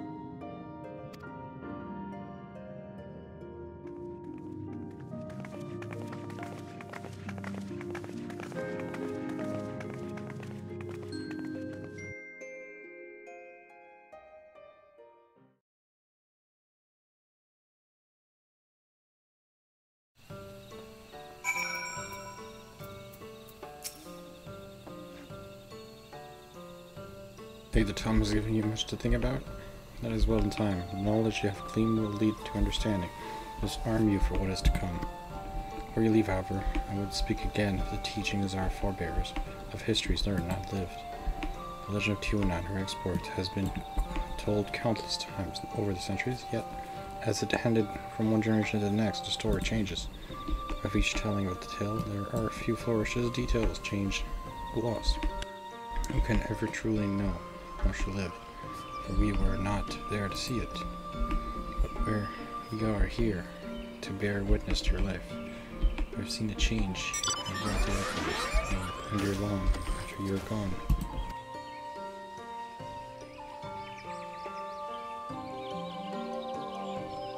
I hope you'll forgive me if I don't make an oath of my own, but I think it goes without saying, you could never misspeak of your heroism. Spiritual thought, so long as we are here, there are none among these who will not know all we have done for Norbert. Not deserving of such reverence, but we are grateful all the same. You can be certain we will have our own tales to tell of the great guardians of Raktika and the ruins of Ronco. Pray your safe travels, as ever. We shall await your return with open arms.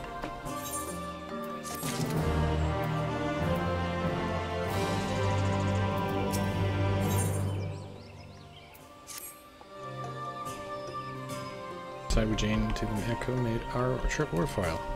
The returning Christian, however, there was a small matter will attend in Stillborough. When it's trouble, you will come with me, sure. Thank you. After we arrive, we should have a brief word with Runar.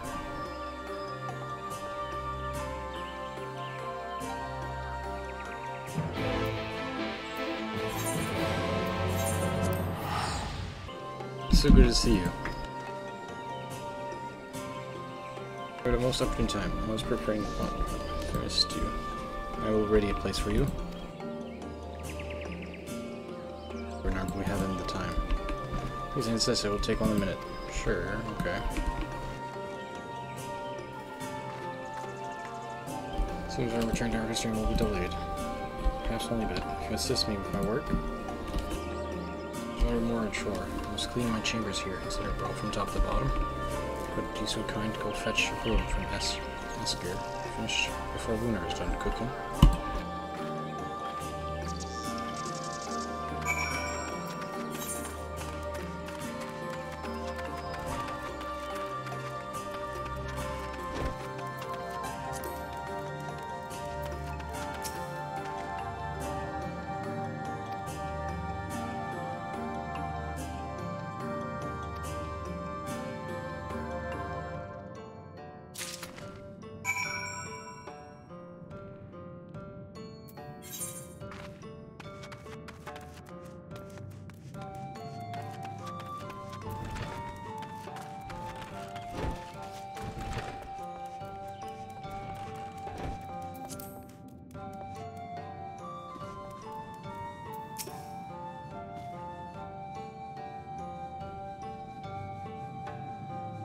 Esker was able to find a broom for us.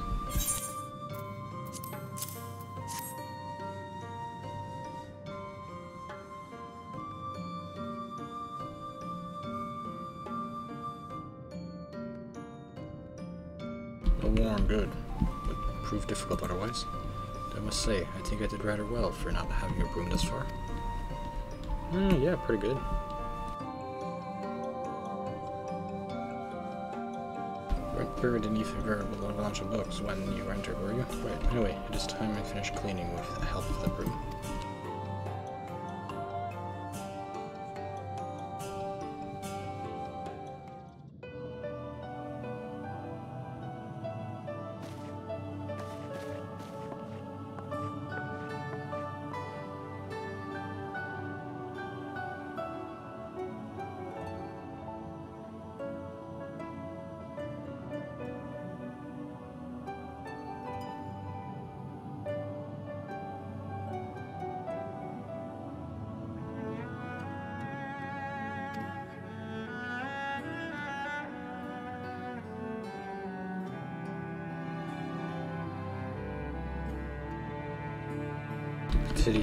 tidy chamber. You must keep to this task. You shall be bound until no dust is to be found.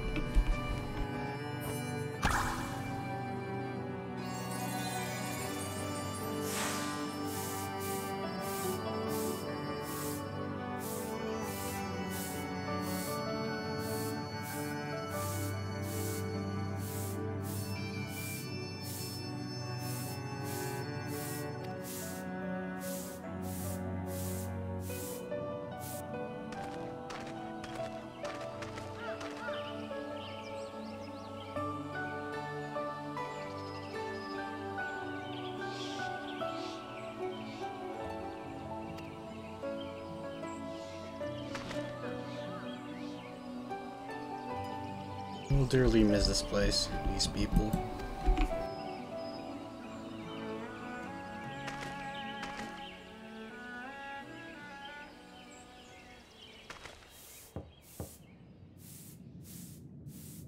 Pardon interruption, but a stew is ready.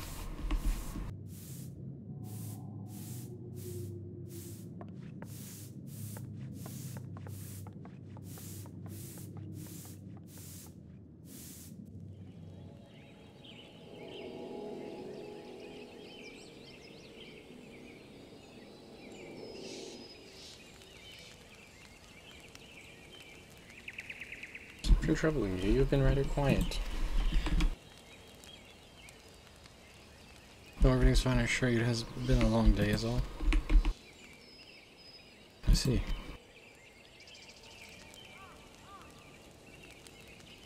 Thank goodness you're still here. Oh.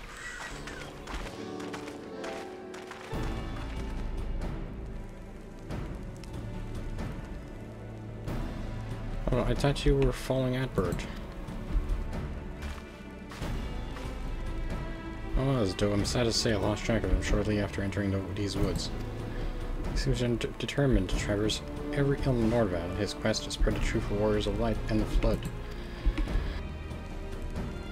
It seems news of your address at the Crystarium precedes him at every destination, making his task all the more simple. Going to be seeing what he encouraged these people to become warriors of light themselves. But there is no denying his words have struck a chord with many. Well, we're all agreed that this is just another Ashen ploy, yes? You've commandeered corpses before, and to no good end. I see no reason to think this time isn't any different. Surely it's that of a fallen warrior. I doubt we'll learn more if we remain a step behind. Next decision, in all likelihood, is still at a slitter bow. Honestly, are you certain you should be here? If you're concerned about Halric and the others who need to be, the treatment is going well, but progress is still exhausting for all of us. Best thing I can do now is let them rest. So I believe we were about to discuss how to arrange a meeting with our would-be warrior of light. Before visiting any towns or village, Edward would hunt down and slay a nearby senator to earn a local trust. Best chance of getting ahead of him is to find one before he does. Hopefully Tycho and Rin are returned from the empty and have taken up the search. Rin believe one may lurk beneath the Lobanov.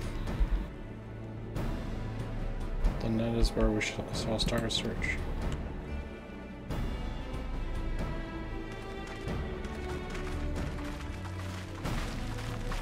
Mitoria.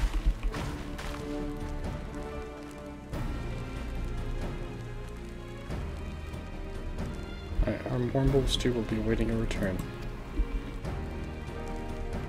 I look forward to it.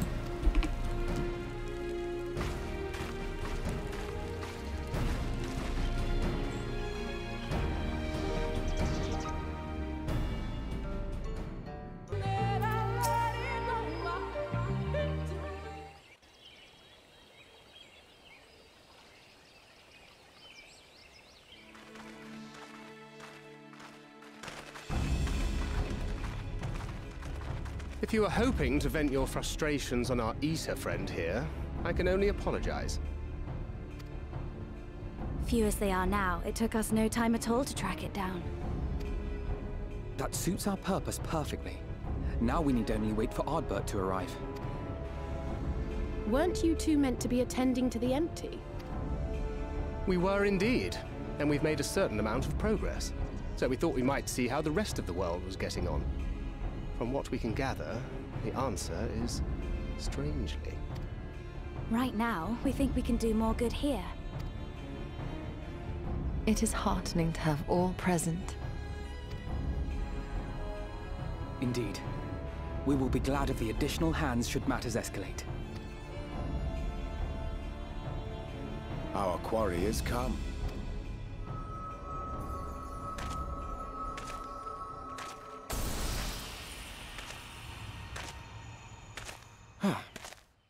It seems I've lost this particular race. Although I suppose it's only fair. When we first met, it was I who outpaced you. Ravana, was it?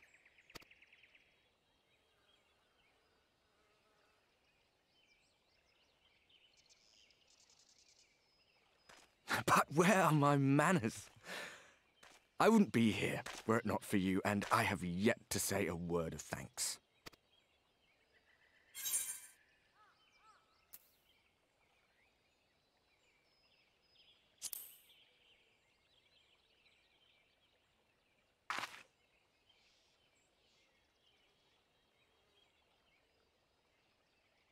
Arm giving you trouble? You should have it examined.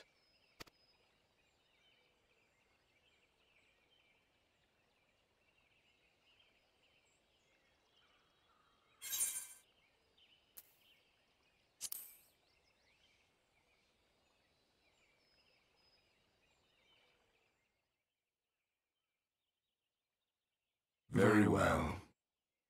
Let us forego this pretense. After all, it was never you that I needed to deceive.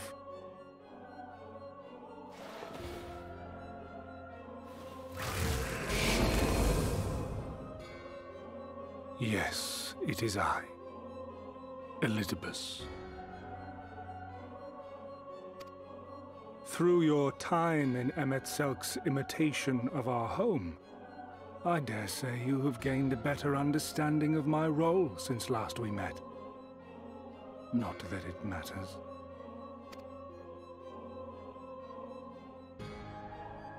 We understand your role, emissary, but not your goal. What is it that you seek to achieve? I seek to enact the will of the Convocation, of course. If it helps you to think of me as but another Ascian, no different in nature or purpose from the rest, you are welcome to do so. Once, I would have said your goal was destruction alone. Now I understand that you fight for something you love, just as we do. Yet though we seem doomed to clash, I bid you consider Emet-Selk's final words. Remember that we once lived, he said. Had he not seen some glimmer of hope in our kind, I do not believe he would have spoken thus.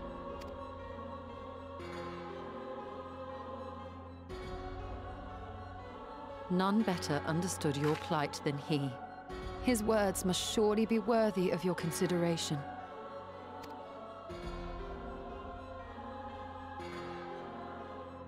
Emet-Selk. How very unlike you to err so gravely. That one should stray at the end of so onerous a path is understandable, but I had thought you above such weakness. Mayhap you thought the same. Would that I had been present to offer correction. But I shall do so now, as is my duty, and return all to its proper course.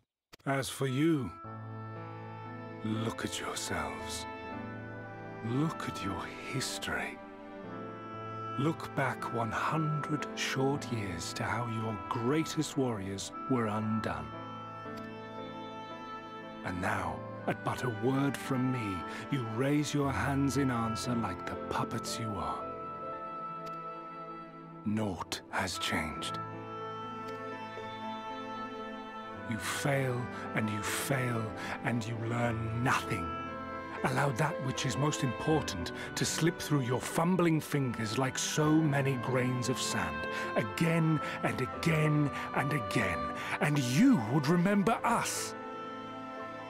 You do forget yourselves.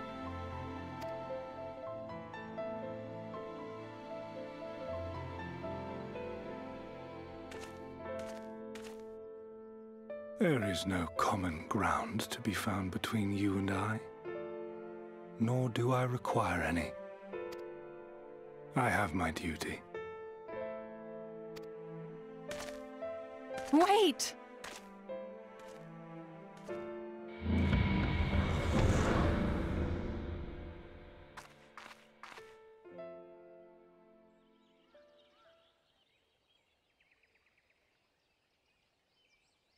Well, we have confirmed the identity of our foe at least. And 'tis safe to say his objective is the rejoining. But we still have no idea how playing the part of a warrior of light will further his cause, nor why he would spur others to do the same.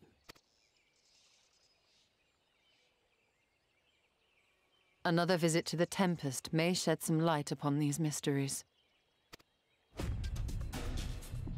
Whether we are to exchange words or blows with Elidibus at our next meeting, the fact remains, we know too little. Ere our paths cross again, I would learn more of the world that once was, and of Elidibus himself. In this, we would be best served going directly to his home, much as Emmett Selk came to ours. Though I see the wisdom in thy suggestion, the Amarot we visited is but a phantom born of Emmett Selk's memory. I fear it will teach us little that we do not already know. I quite agree. Yet the ruins of the actual city remain unexplored. Given the vastness of the Tempest, I should not be surprised were there more such structures like to those in which the Ondo reside.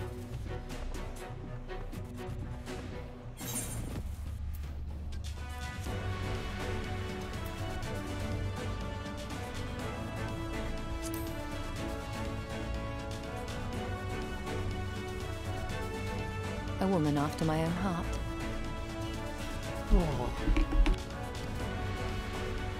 Assuming we are all in agreement, then I suggest we first pay a visit to the Ondo. If anyone can tell us where more ruins are to be found, it is them.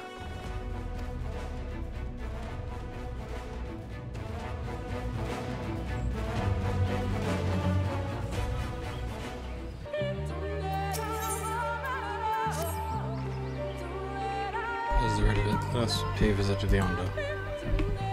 Tosh, as chieftain, he is to help us break many secrets.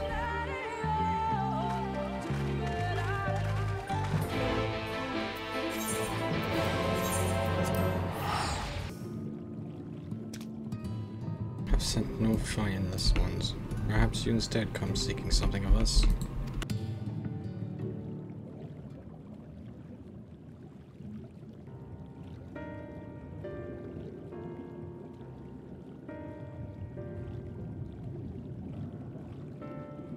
Ruins which you kind have yet to explore, I see.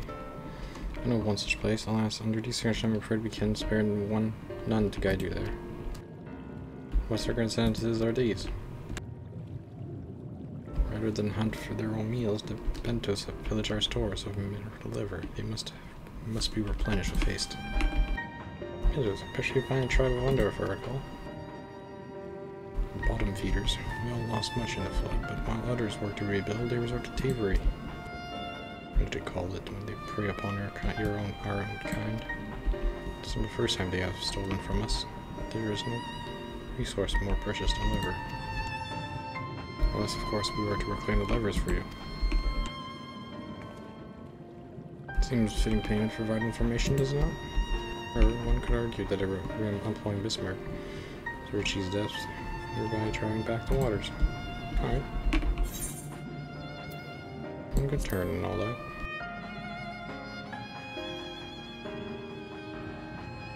You might say that. You've never been one to miss an opportunity to help. Cleaning the stores into Edda's then.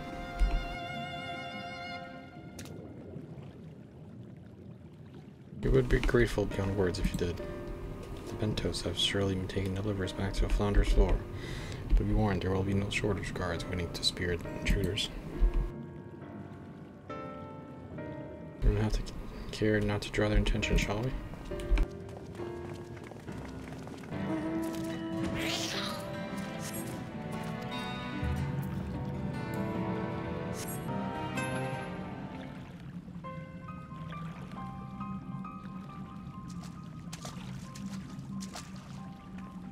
Found it. Are those them? Yes, they're right here.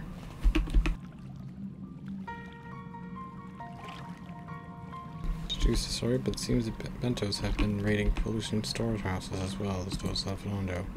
Orange, pumpkins, wheat. We can discuss this after we see deliverers safely back to Trollshan's. It wouldn't do to keep him suspense.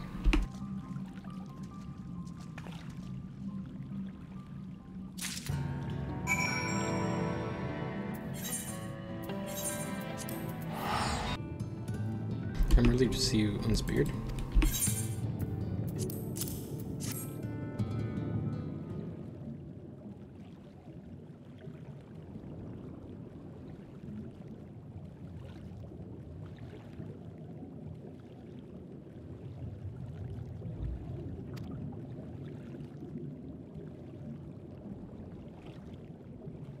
We also found all manner of foodstuff from Calusia and Flounder's floor. Tell me, Chelsea, does that seem odd to you? It is bizarre to be sure. Many rumors I've heard of the concerning rash theft from Calusian warehouses. Perpetrators enter in the dead of night and are gone before anyone has realized what happened. An army has been investigating, but as far as we know about. Perhaps the reason they have struggled to do so is that their core is to the sea. The true question then is, what are we meant to do about it? Much as I would like to proceed to the ruins without further delay, we cannot allow the Bentos to carry on as they are. If I may be believed that the ruins are in fact the key to the Bentos' plan. Is that so? These ruins, which lie deep in the London land, are a recent discovery.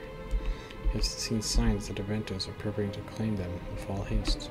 We could not fathom why, but in light of the knowledge that they have been stockpiling resources. It's clear that their queen will soon give birth. They require space to raise their young and food for both queen and the hatchling to thrive. We can hardly fault them for that. Most regrets are perhaps, but condition and the Tempest are far from suitable for spawning. Its resources barely able to sustain our current population. They seek to build an army and with it take revenge upon the Finless. It is not at all surprised it came to us long ago seeking allies for the cost of mood. If they're planning to wage war, that changes matters considerably. Indeed. Although this can be resolved without violence, perhaps with a show of force we can convince them to see reason before the die is cast. I would rather not risk your people in a attempt if we travel to the limited land. Is there a way we might identify the ruins ourselves? Yes, once you reach its depth, go deeper. You will see our monstrous structure there on the seafloor.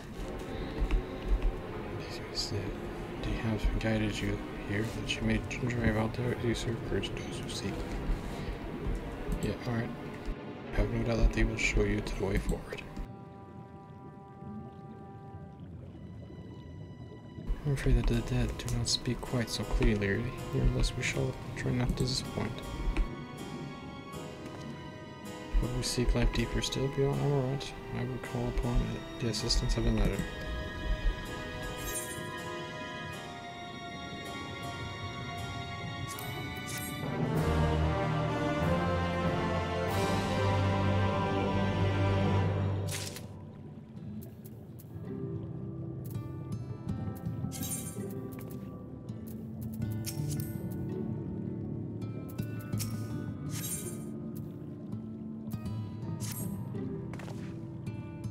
course of the side, besiege the aid of a friend.